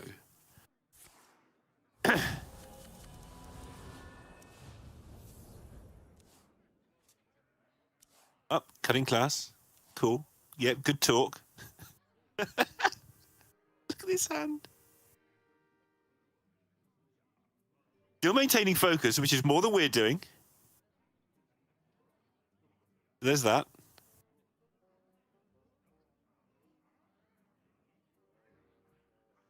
Yeah, it's just about finding like the optimal order here. Nalguidan also just, like most people now, is a 1 ice barrier gamer. Yeah, it's so hard to justify playing 2 when you need to be dumping cards from your hand a lot, and there's a lot of decks in the metagame that just can afford to never attack into an ice barrier. Yeah, and we discussed it earlier as well. Like, it's last hero standing. You don't tech against your terrible matchups. Just hope not to have them or make your lineup so you don't get them.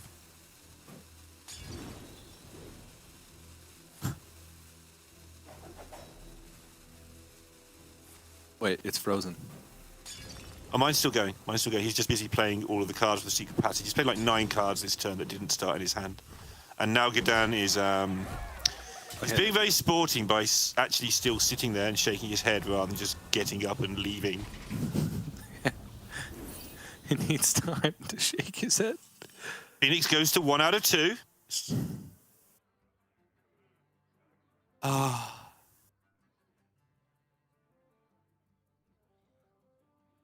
How much does he just want to hit that end turn button right now and just get it over with?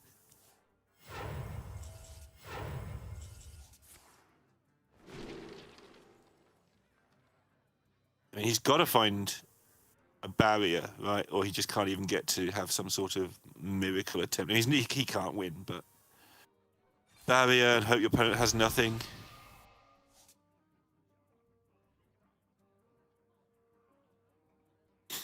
Nalguidan will be on 5 points at the end of this, which is still a possible top 8, I want to say, but it's pretty congested on 5. There's a lot of those players still accumulating, so it's unlikely. Yeah. Pascoa takes it down and probably secures very close to a top 4 and secures his top 8. So he does get that done. And that'll be a big relief for him. First season of Grandmasters, he's going to the playoffs with a chance to add more, which is the important thing.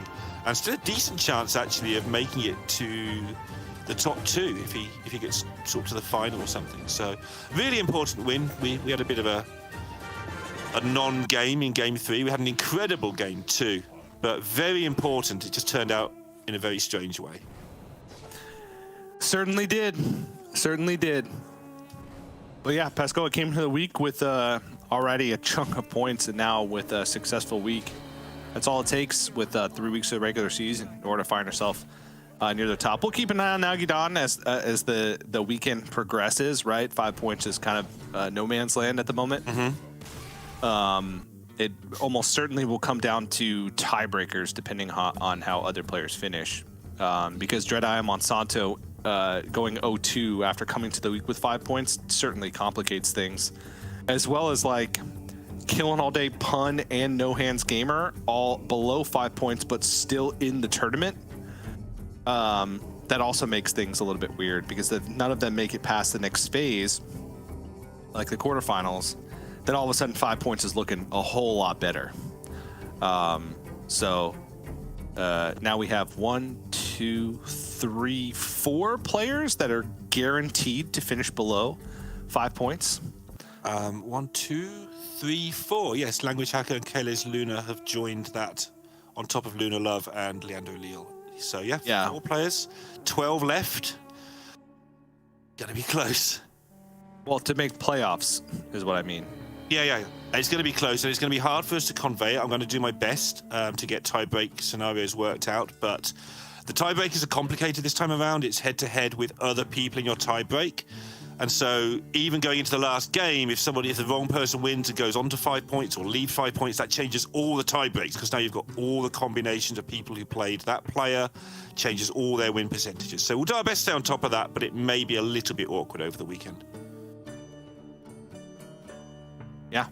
Don't be, and then you're in that top 8. That's the best way to do it. Going back to that game 2, Pascoa. It's like how well he played that, right? Right. Like I was thinking about it. He Sinister Striked with 1 mana left on turn 2. Or was that in the other game? He did do a lot of that sort of thing. I couldn't tell you the exacties of it, but he was using all of his mana. And he needed that exact mana usage, right? Oh no, he had 1 mana left at the end. Never mind. But he was being very careful to put everything he could into the face. That's for sure. I remember you saying he's only got 1 Sinister Strike left. We've got to keep an eye on damage from hand. That's the thing you said. Yeah, I can't remember if that was game 1 or game 2 though. They blend together because we've watched so many Weapon Rogue versus all 3 of those decks. Second time today that Weapon Rogue has 3-0'd the exact same lineup.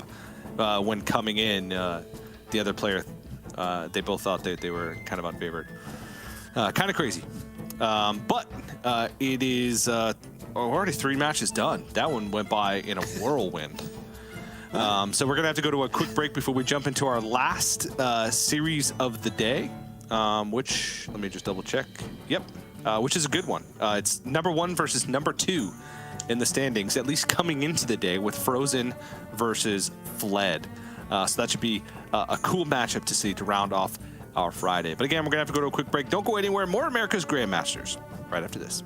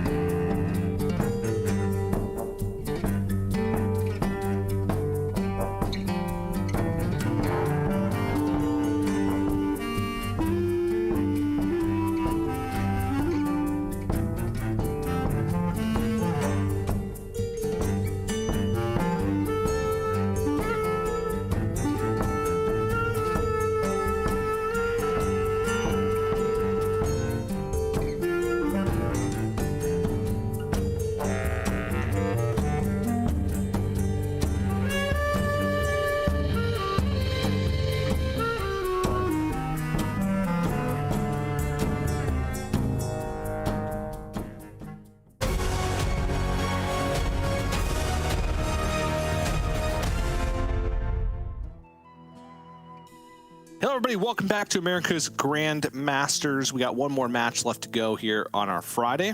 Again, final week of the regular season. This will be the last. Oh, whoa. This is going to be the last Friday ever of a regular season of America's Grandmasters. That's sad. It is. You know what's not sad? Is Fled and Frozen, the 2 leaders coming into today playing against each other. Fled, first Friday in forever, if ever, last week, won the tournament, so he's decided to try another one. And Frozen just seems to do it from this position every week. Yeah, Fled's like, this whole plan on Friday thing's actually pretty good. Yeah. You get some practice in, you know? Get a You cake. get to test out your decks a little bit more. You get a cake in 2 days. If it's your birthday in 2 days, like a lot of good things happening on Fridays, plus 2 days. So he's decided to do that. He's running a little bit of a different lineup here than what we've seen from the rest of the field. With the Bolner OTK Shaman. A little bit more polarized matchups, right? More inevitability than Burn Shaman, but doesn't pack quite the punch as far as like burn spells, like damage from hand. Takes much longer for you to actually piece together like an OTK. Yeah. And then still the other two playing Quest FeldDH and Kazakhstan Druid, right? Those seem to be the two must-haves if you're playing any sort of conventional lineup. And Fled doing quite well with FeldDH this season, as these stats have told me. Yep, and what you just said makes the buff paladin quite good because you're forcing people into playing their demon hunter, which means you've got a buff paladin against their demon hunter, which I like. I like that position. I want to be in that position. And we've seen, I think Fury Hunter also brought it and did well. I think Letter got his band today after winning 3-0 with it in the first round of the group. So this seems to Fury be Hunter brought it, but just hasn't had to play it. Right, so, you know, it might be the bring, because if you work out that everyone's got to bring the Demon Hunter and the Druid, and you're going to ban the Druid because we've seen what happens when you don't ban the Druid, you end up here. Yeah. With this bizarre deck. I mean, it's very straightforward, but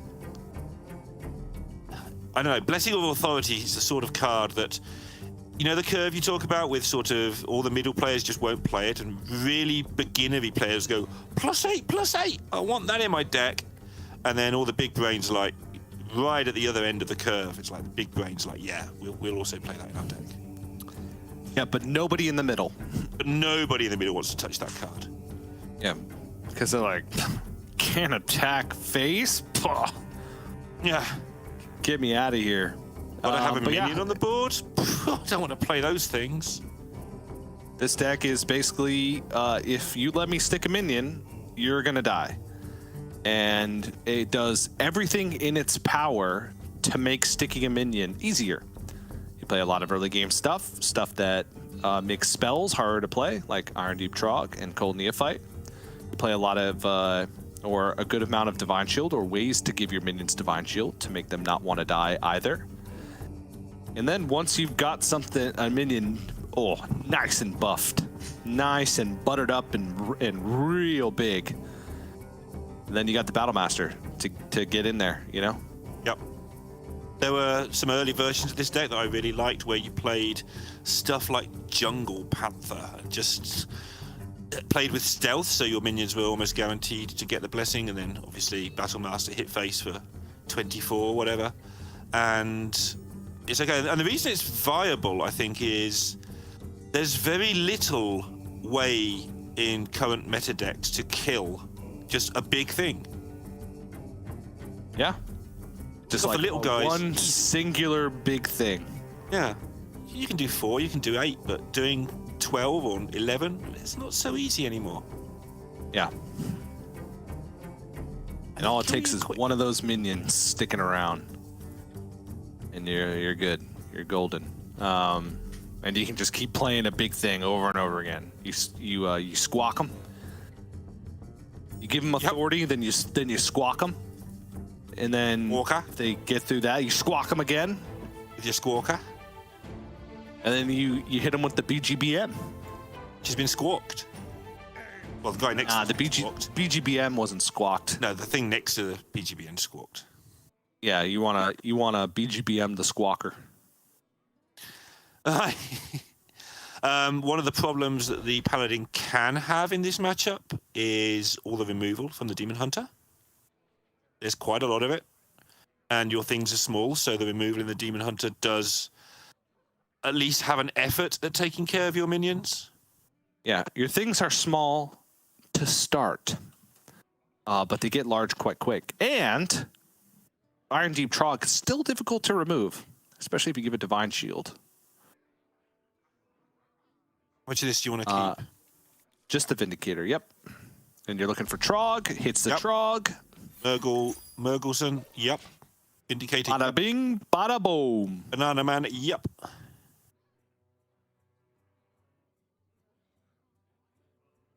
Well played. And Tippity tap, oh my the goodness, it's the Trog. well played goes out on turn 1. You know what happens when you do that, Fled.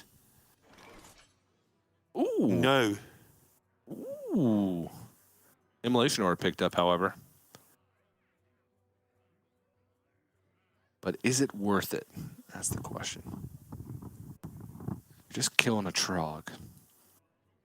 It could kill more than just one Trog. Could kill 2 Trogs. Yeah, you might have to Hero kill power twice. This is a risk. This is certainly a risk. Blood's gonna play this. Oh no, gonna kill it. My bad. Okay, but he saves the aura so he can get rid of multiple divine shieldy things later. Yeah. We'll play that Frozen's really good at. He scared me for a second. Yep.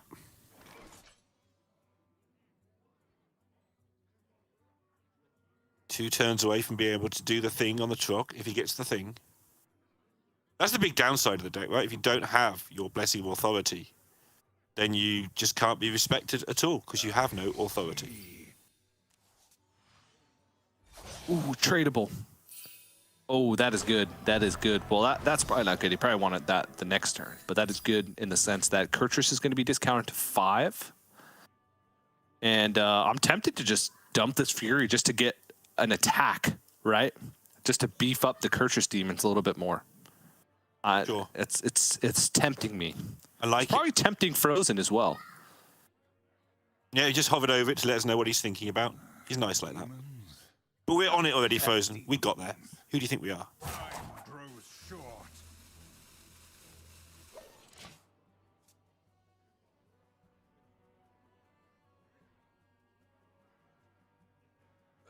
Really, it's not too heavy. Okay.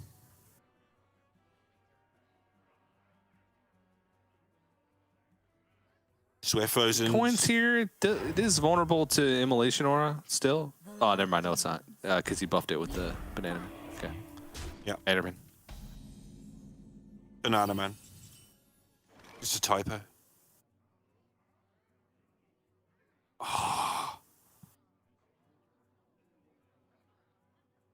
I want to play Metherodon and I can't because I've got no way of killing the things.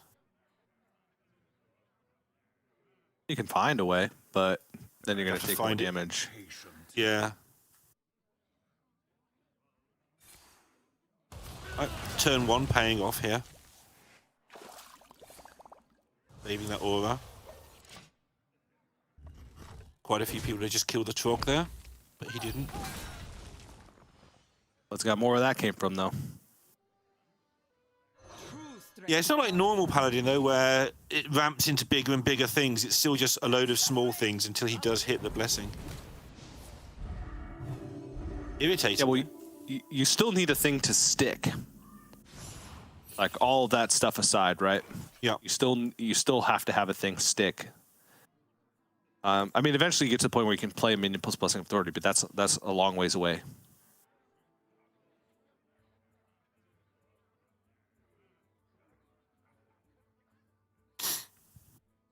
Well, that is actually a lot of damage, though. If you're playing Metherodon now, you're taking, what, 11 on the swing if nothing happens bad to you? On the upside, you've got a lot of outs to... You haven't got a lot of outs to clear up next turn, really, actually. Demons.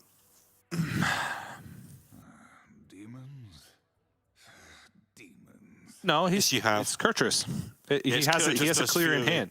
Yeah. Unless he Blessing of Authority is one of the warders, and then you're whoa, and then whoa. Yeah, but if he's got that, you're in trouble anyway, so you might as well. Yeah, you might as well get it over with.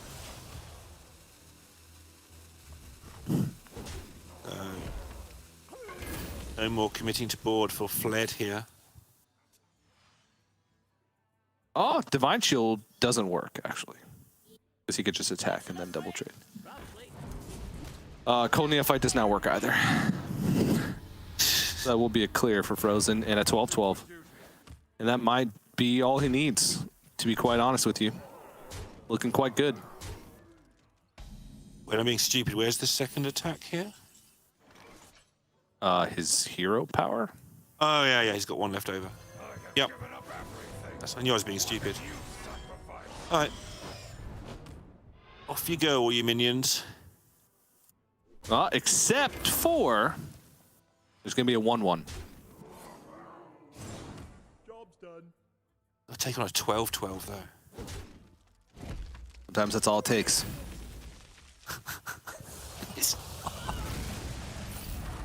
David versus Goliath.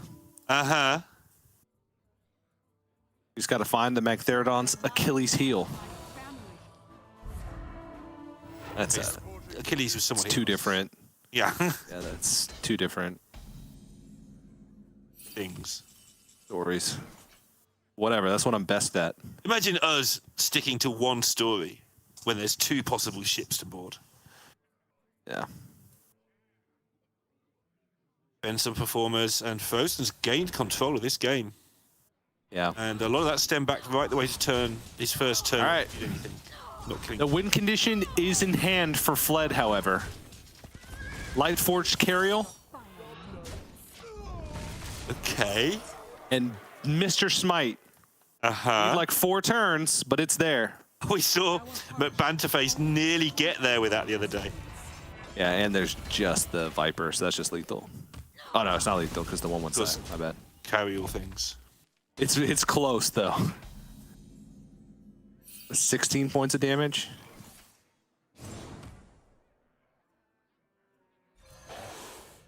Right. And he's going to be able to heal back up.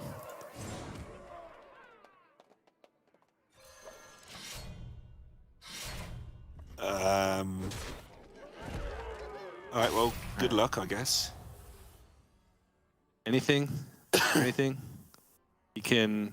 Nope, he's dead. I was going to say you could hero power, trade Mr. Smite into the Magtheridon, but then how do you win from that point? Very difficult. Rosen takes game 1. Nicely done.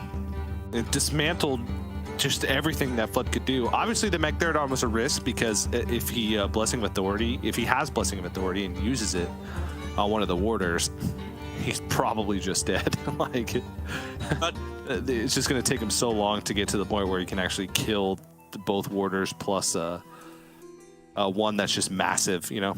But against that, if he's got Blessing of Authority, you're in so much trouble anyway that you might as well take the risk. You're not really risking a lost game. Well, Into a lost game very often. Yes and no, because then you'd still have your Magtheridon, right? And so you can kill the Blessing of Authority minion with your Magtheridon after. Sure. But then, like, what would he be doing that turn? He outside of Kurtrus, he didn't have an answer, and so they would have delayed it by a turn. You would have taken 8 more damage. I mean, yeah, like, it's very difficult, but yeah, he knew the risk. And Rosen's really good at that sort of thing, like just calculating risk and then not being scared by risk. Why he's done so well in his career. And right, we talk about this a lot. I heard Sottle and Raven mentioning it earlier, and I'm sure Derek and Gia will have as well.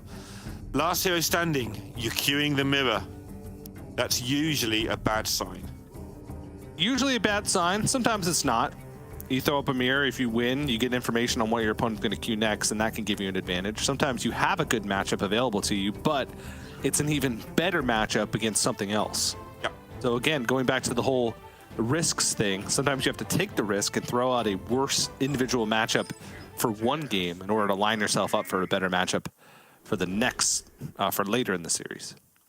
One of my favorite matches. I don't think this is one of those cases, though. I think that he needs to play this. Yeah. I think one of my favorite matches to cast. We've always oh dear, that hand. We've always cast this exceptionally well. So let's do our best as always. We're good at this one. Yep. Agreed. Strange match. You have to cobble together a way to win, and that varies massively depending on your hand.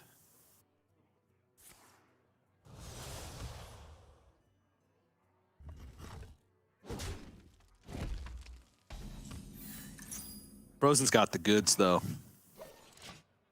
Got quest. Well, I mean, for now he's got the goods. He's got quest completion on 3. First quest completion on 3. The beginning of the goods. There you go. Amusing thing happened there. Something that was talked about earlier in the week is about not attacking on 1 when you're on coin and play the quest instead, because you might draw Need for Greed and coin Need for Greed. However, Fled has them both in his hand. Yeah, so he knows. So he can just go back to normal playstyle and do the thing that everyone else does anyway.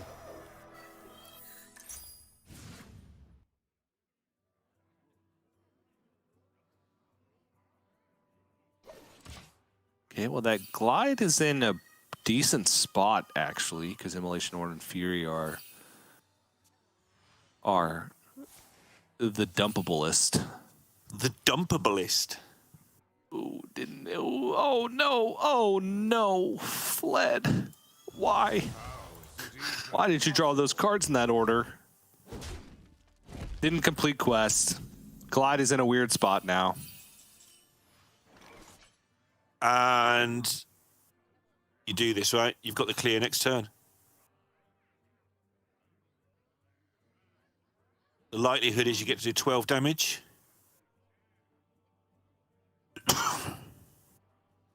Just Mcthermidon. Oh. I want to do it. Do you want to do it? You've got a very fell-facing hand as well, which can allow you to actually not glide at all if you really want to, and just go for a Jace victory.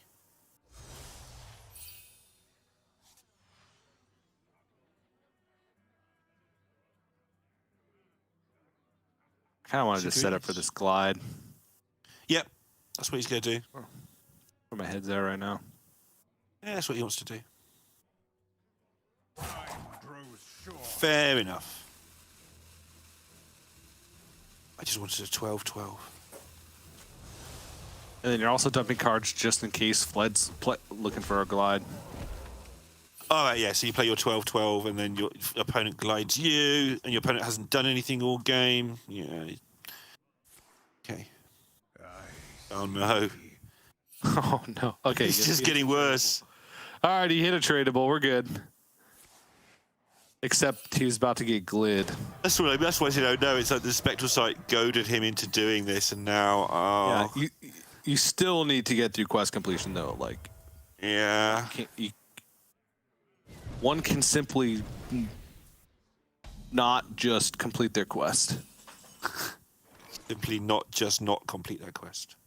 Ooh, do you want to dump Talented Arcanist Fellscreen Blast? Nah, you can dump Fury. Don't do a Fury. He's a great playtest partner. About to get glowed.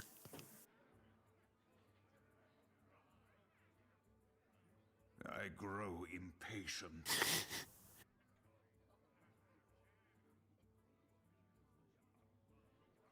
I wonder if there's just a tiny part of Frozen's mind that's wondering, my opponent hasn't done anything. Do I really want to glide? I think he's going to, but it's... Demons. Demons. Like, he's got the Fury, he's got the Blast, he's got the Mcthermidon. There's a Jace in hand, he's played quite a lot of Fell spells. I think he's just making sure that that's not all correct before doing his glide, because... Yeah, Fles seems to have nothing going on. Okay. And this might get interesting now. But what Fury can do next turn is kill off these and then glide so that Fled can't have accumulated his own Mcthermidon comeback.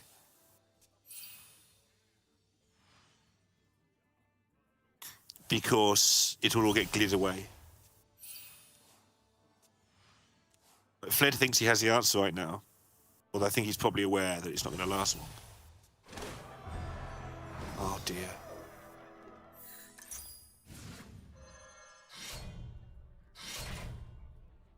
I don't think this ends well for Fled. TJ, what do you reckon? Yeah, that was pretty well set up. I mean, he did get a second quest completion done. And again, you need to complete quest. Yep. It's just... Yeah, now he's just not really going to find an answer. Oh, and Frozen gets the triple dump, the quadruple dump. That's a whole dumpster of dumps. This one card versus like 9. That's like max glide after making a 12-12. Oh no.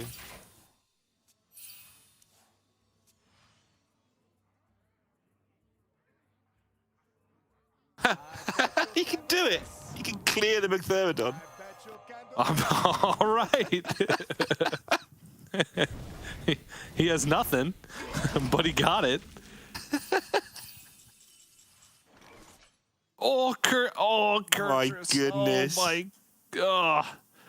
Look at the card draw he's got as well going forward in the next 3 turns after Kurtrus. Yep. I have given up everything. What have you sacrificed?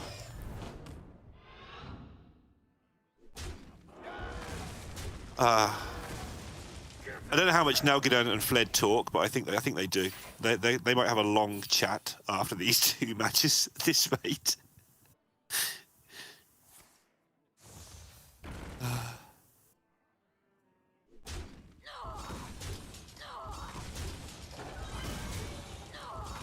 All right, Frozen's going to draw so many cards, TJ. How many quests can you complete in 1 second? Actually, I think he's just going to stop Chaos Strike and then Viper. Okay. Yeah. Oh, no, he traded. Okay. Oh, yeah, this is just more mana efficient. Still gets the same amount of draws. Actually, it's exactly the same, but he holds on to Need for Greeds. Oh, no, doing it this way, he can Kurtrus. Okay, yes, it's good. Good. That Jace is full of goodies as well. Frozen has dumped a couple of Furies. I think one's only tier 1, but even so. A Barrage somewhere along the line, I think. Chaos Strike ×2?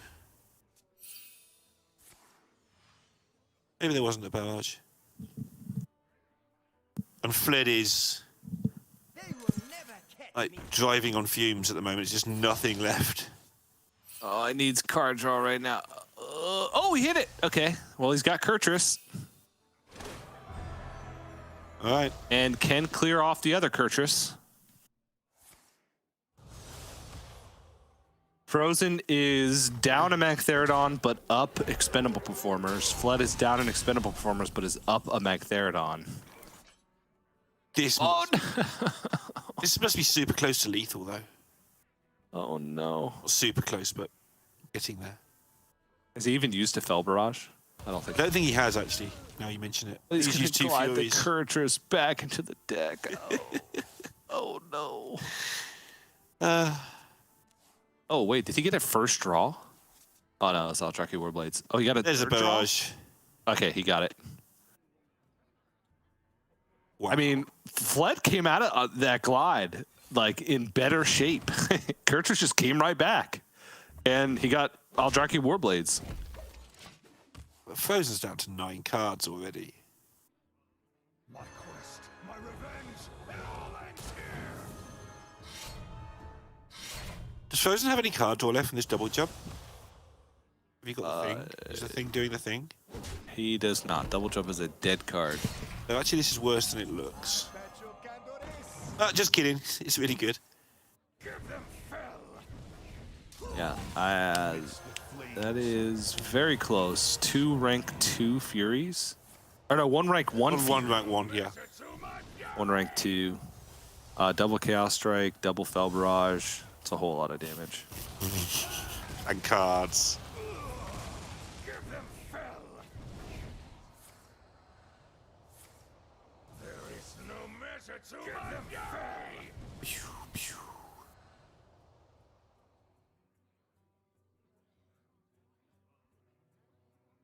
Last 6 cards are Studies, Viper, double Aldraki Warblades, Need for Greed.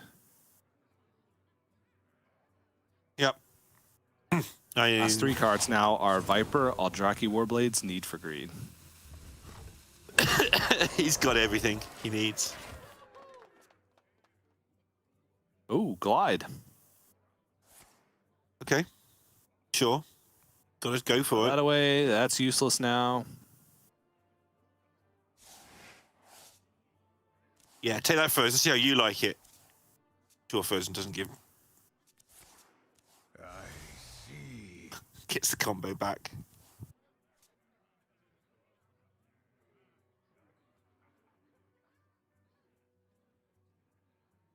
Has uses McThurdon, so it might be just involve a little bit of messing around to get it done, but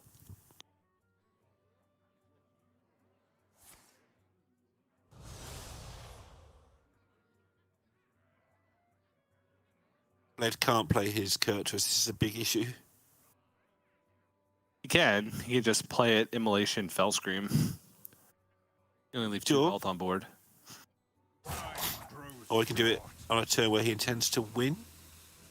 Yeah, he's going to do what you said.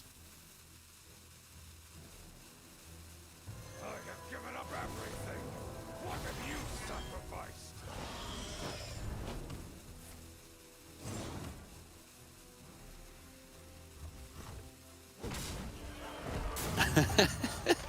This matchup is so silly. Every time we see Frozen, there's just people blowing up their own stuff. Just plays decks where blowing up your own stuff is what you're supposed to do. Right. Bite is damage.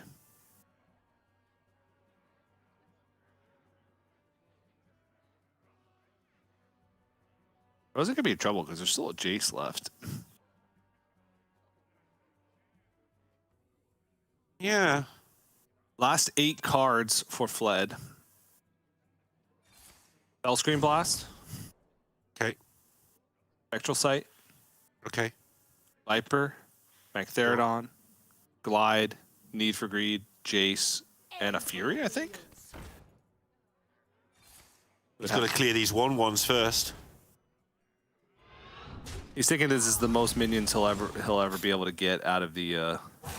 Yeah. Plus, I And it think- also forces That's Fled to lethal. clear it. yeah. It's just stuff on board, right? Yeah, forces Fled to clear it. So Fled's got to pick up card draw or Jace. And Fury ain't it, so he's dead. Awkward at the end, but Frozen gets it done. Takes a 2-0 lead. Spellscreen Blast would have also kept him alive. Yeah, I mean, it would have got interesting, I think, if he'd actually cleared this board. Yeah, Frozen was there's- kind of down to nothing. There were only 2 draws in his deck that did nothing, which was Magtheridon and the Fury. Everything else at least buys him some time, or his card draw that he can hit Jace with Glide and Need for Greed. So I mean that was close. Fled could have gotten something going there. Like if he hits Jace there or card draw into Jace, which if he hits card draw, it's Need for Greed or Glide. He probably hits Jace, and he gets to swing back, and Frozen's out of stuff. Like he get bigger health swings. Like Frozen wasted a lot of healing by not having like well, he was at full health when he Jaced, so like even if he had Aldraki Warblades, it wouldn't have mattered. So that could have been Fled could have had that one, but just didn't get that draw at the end. The sequence, if he was able to find Jace somehow there, either card draw or Jace, I think Fled is favored from that point because he gets the huge health swing. Yeah, and Frozen recognizing the play, though, to get the minions on the board, tell Fled to clear it. Yep. And I think you're right, though. Fled just clears Most it up. minions he's ever gonna have, right? Like 2 Yeah. minions. Like he's not gonna play Magtheridon at that point. He has almost no way to activate it outside of Jace, which is like his win condition. So Frozen recognizing that, and I can just win the game as well by playing it. Nicely done. Here we are. Last hero standing, 2-0.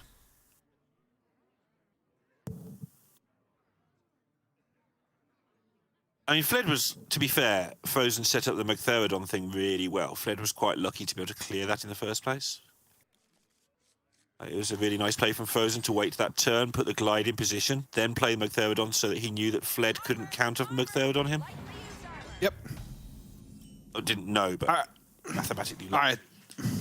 This matchup is weird. What's weird Auto about and I. Was it Solana or was it Raven and I? I think it was Raven and I practiced this. Probably Raven, yeah. And it felt like you try and play around Glide, but you're playing cards that just don't do anything. Uh-huh. And then at a certain point, you're going to play into Glide regardless.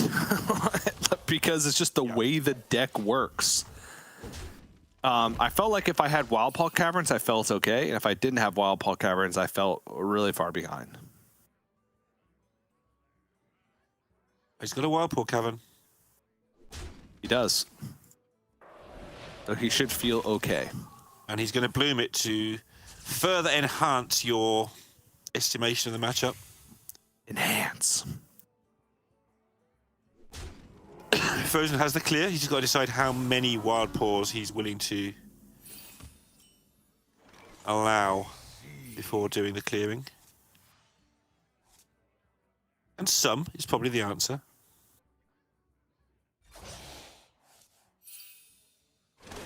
The health total really isn't a problem with this Demon Hunter deck if you manage yourself fairly well.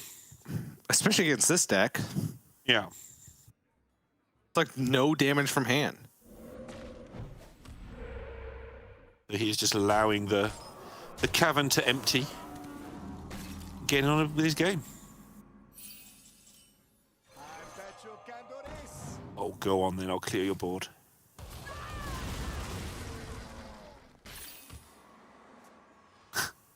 Fled seems unimpressed with how game 2 went to me, I think, looking at that.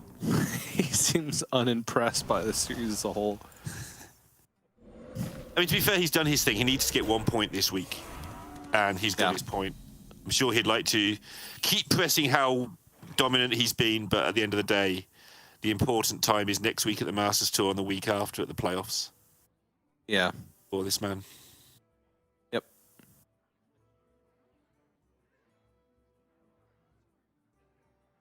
I feel like Frozen's just playing well this year. Like, he seems really actually focused and interested and invested in all his games. I think he's just been playing well for many years. He has, but sometimes he seems far more... All right, the Miracle Priest Mirror days, there were some times where it felt like he lost focus, but that's it. Yeah, I'm not saying he's done that many times in his career. Like, going back to when he was a ladder player, which is going back a long, long way. Yeah, he was mega focused back then. Rosen and Muzzy, the ladder players. Alright. Glide's reduced, everything's reduced. And now we begin the little dance of trying to empty your hand with a deck that keeps filling your hand up.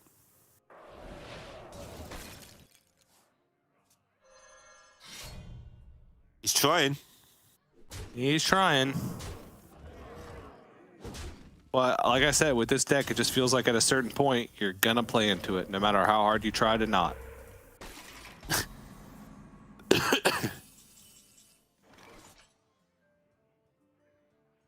Obviously,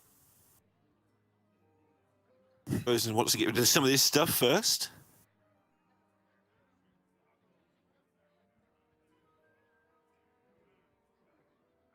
You just got everything. Demons? Yeah. Demons. Kind of the problem, though.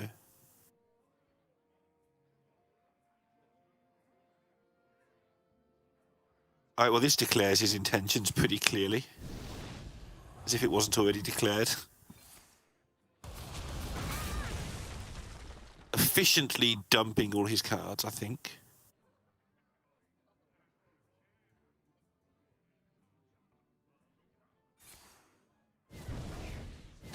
Yep.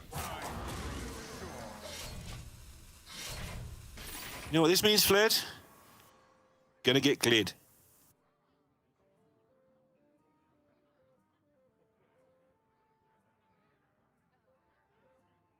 And Fled doesn't even have things to dump, particularly.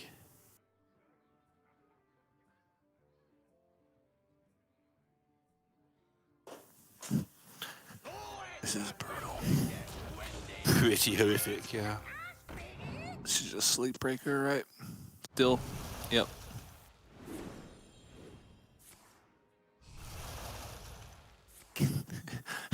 It's so weird. Repeat the first battle cry you played this turn, and it's a copy. It's like 4 layers deep.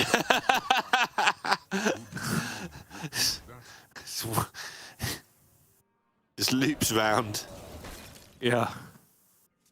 That's gonna happen one day, I'm sure. It's happened before with missiles and stuff, but Yeah, bordering use those is a pretty big deal. Just because it does like shut off a few win conditions actually. The first one being like the armor vendor gain way too much health for them to be able to do anything. Yeah. Kind of situation. And the second is just the natural combo, but because of glide, you almost never get an opportunity to play the natural combo. There's ways that you can get there at the end just by like sticking minions, gaining life here and there, Brucon, Mutinous. If you play all of your stuff corrupted, Yasharaj by itself can still be a ton of damage.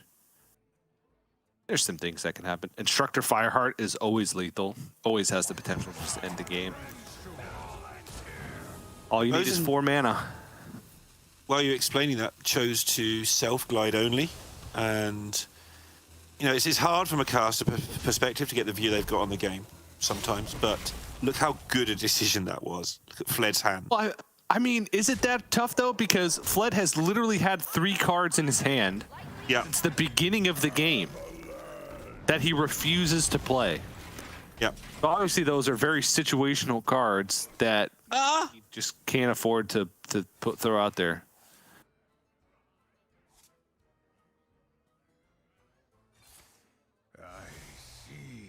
You can get the clear. I think he's used a lot of the potential clear spells, but the Magtheridon into the clears still being set up here. Yeah.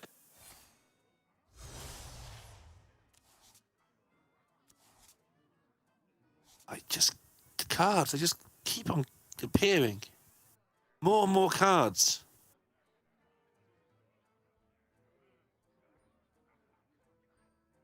They can Fell Barrage, Chaos Strike. Doesn't line up that well, no, does it? Yeah, Chaos Strike and just draw something else that's good. Yeah. Just sort of caution to. I'm from the Raven philosophy of gaming. Just it'll be all right. I'll Chaos Strike. I'll draw the answer. I'll be fine. Either that or use actual mental agility and stuff. Oh.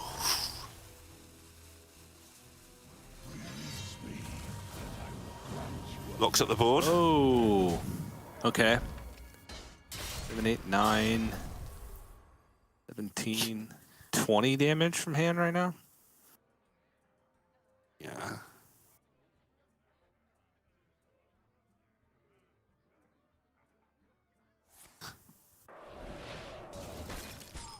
It's fine. Whoa. Okay. There's a lot of damage over the course of 3 turns. How much gain has Frozen got? He's got to clear the board, obviously, so that's Arcanist.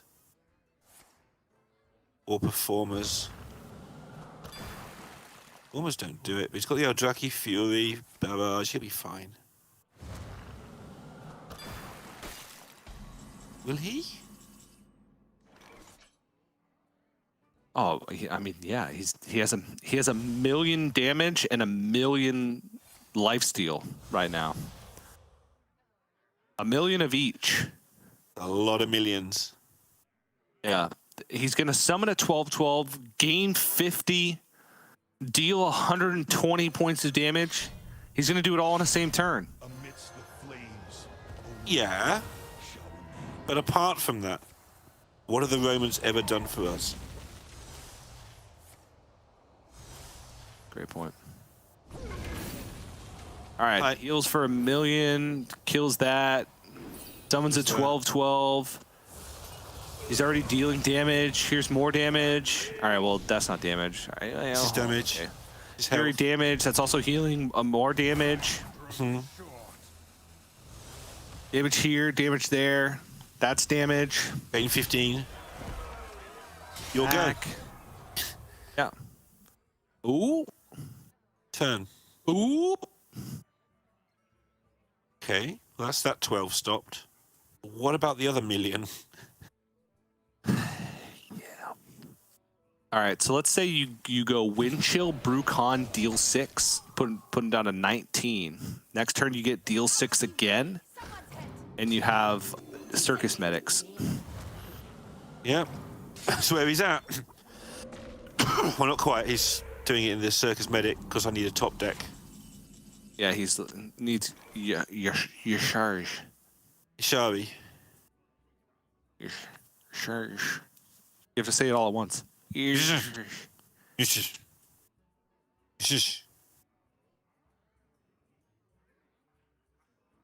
You're saying there's a chance. Yep. And there's a chance. How far is he off from damage? He doesn't have Kurtrus up. They're quite a way off.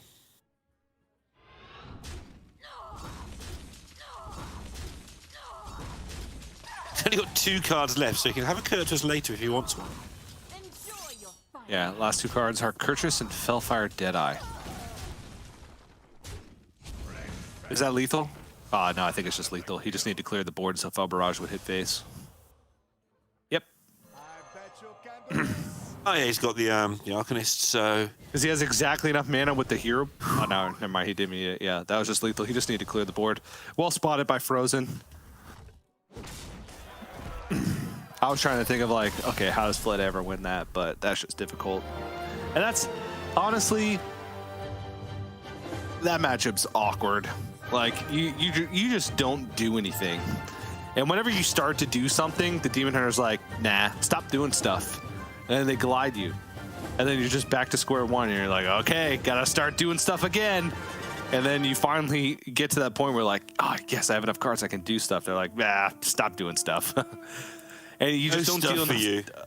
Yeah, you just don't deal enough damage in the interim to like really pressure. You know, your damage is so expensive.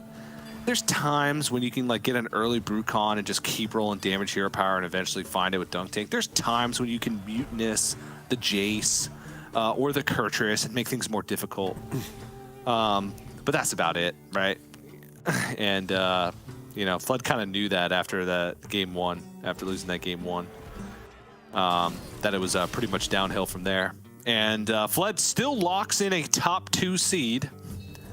Even with that loss, as soon as he earned 1 point this week, he locked in a top 2 seed. And Frozen now has secured 7 total points, which doesn't do anything. I mean, I need doesn't lock him into anything because he was already with just by getting 6 points, he was already locked into top 8. I think this isn't confirmed. I think that might lock him top 4, which is a big deal. Okay, I thought it might be 8 points, but it might be 8. I don't want to swear to that because there's still quite a lot of action going on there, but on the assumption that some of those people actually have to lose games that are left in, I feel. Oh yeah, no. Because Pascoa, Gamer RVG, and McBannerface could all hit 7. Banter's playing Dimitri, which kills one of them off.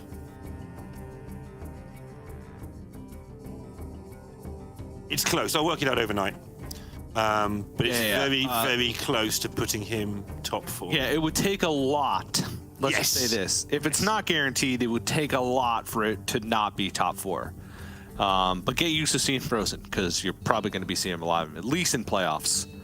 And Fled, you're definitely going to be seeing a lot of Fled. We've already seen a lot of Fled. Not really on Fridays, but more so in the past 2 weeks.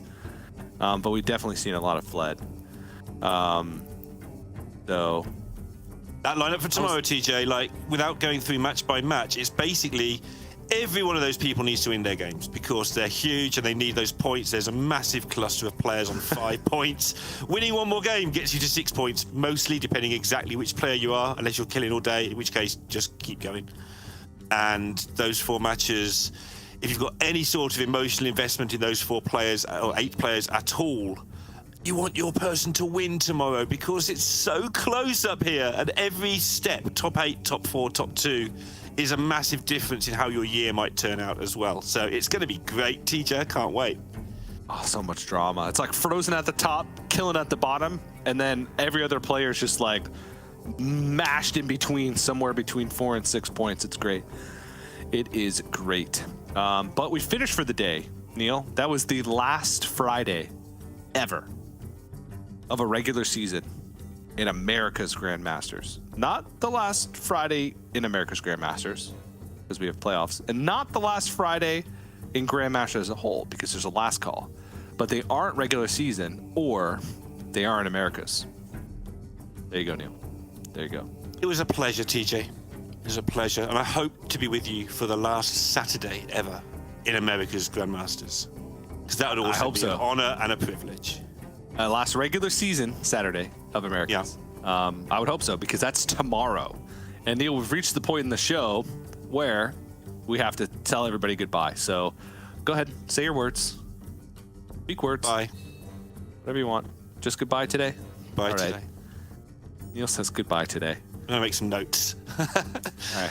Thanks so much, Neil, and thanks everybody for tuning in. Asia Pacific will return in about 9 hours. I always say 9 hours. It's actually pretty close. It's about 10 hours. 9 to 10 hours, somewhere in that range. You can tune into them. But if not, then Neil and I will return tomorrow at noon Pacific or 3 p.m. Eastern for the last regular season Saturday ever for America's Grandmasters. It's going to be great. But for myself, from Neil, the entire broadcast crew here, thanks for watching, and we'll see you tomorrow for more Hearthstone action.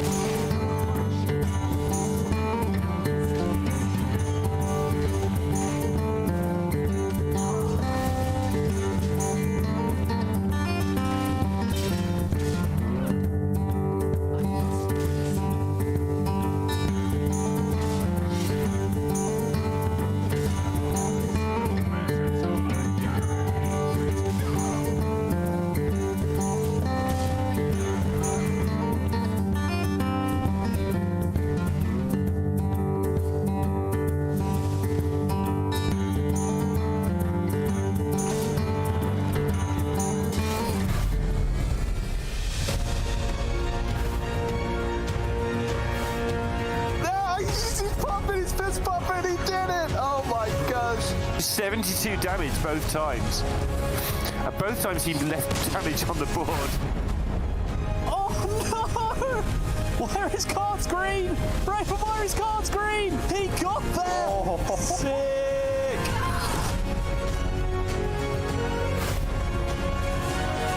It's so powerful, all these rushes. I can't even believe the value he's got. Labby with a pop-off, well deserved. He stays in for another series.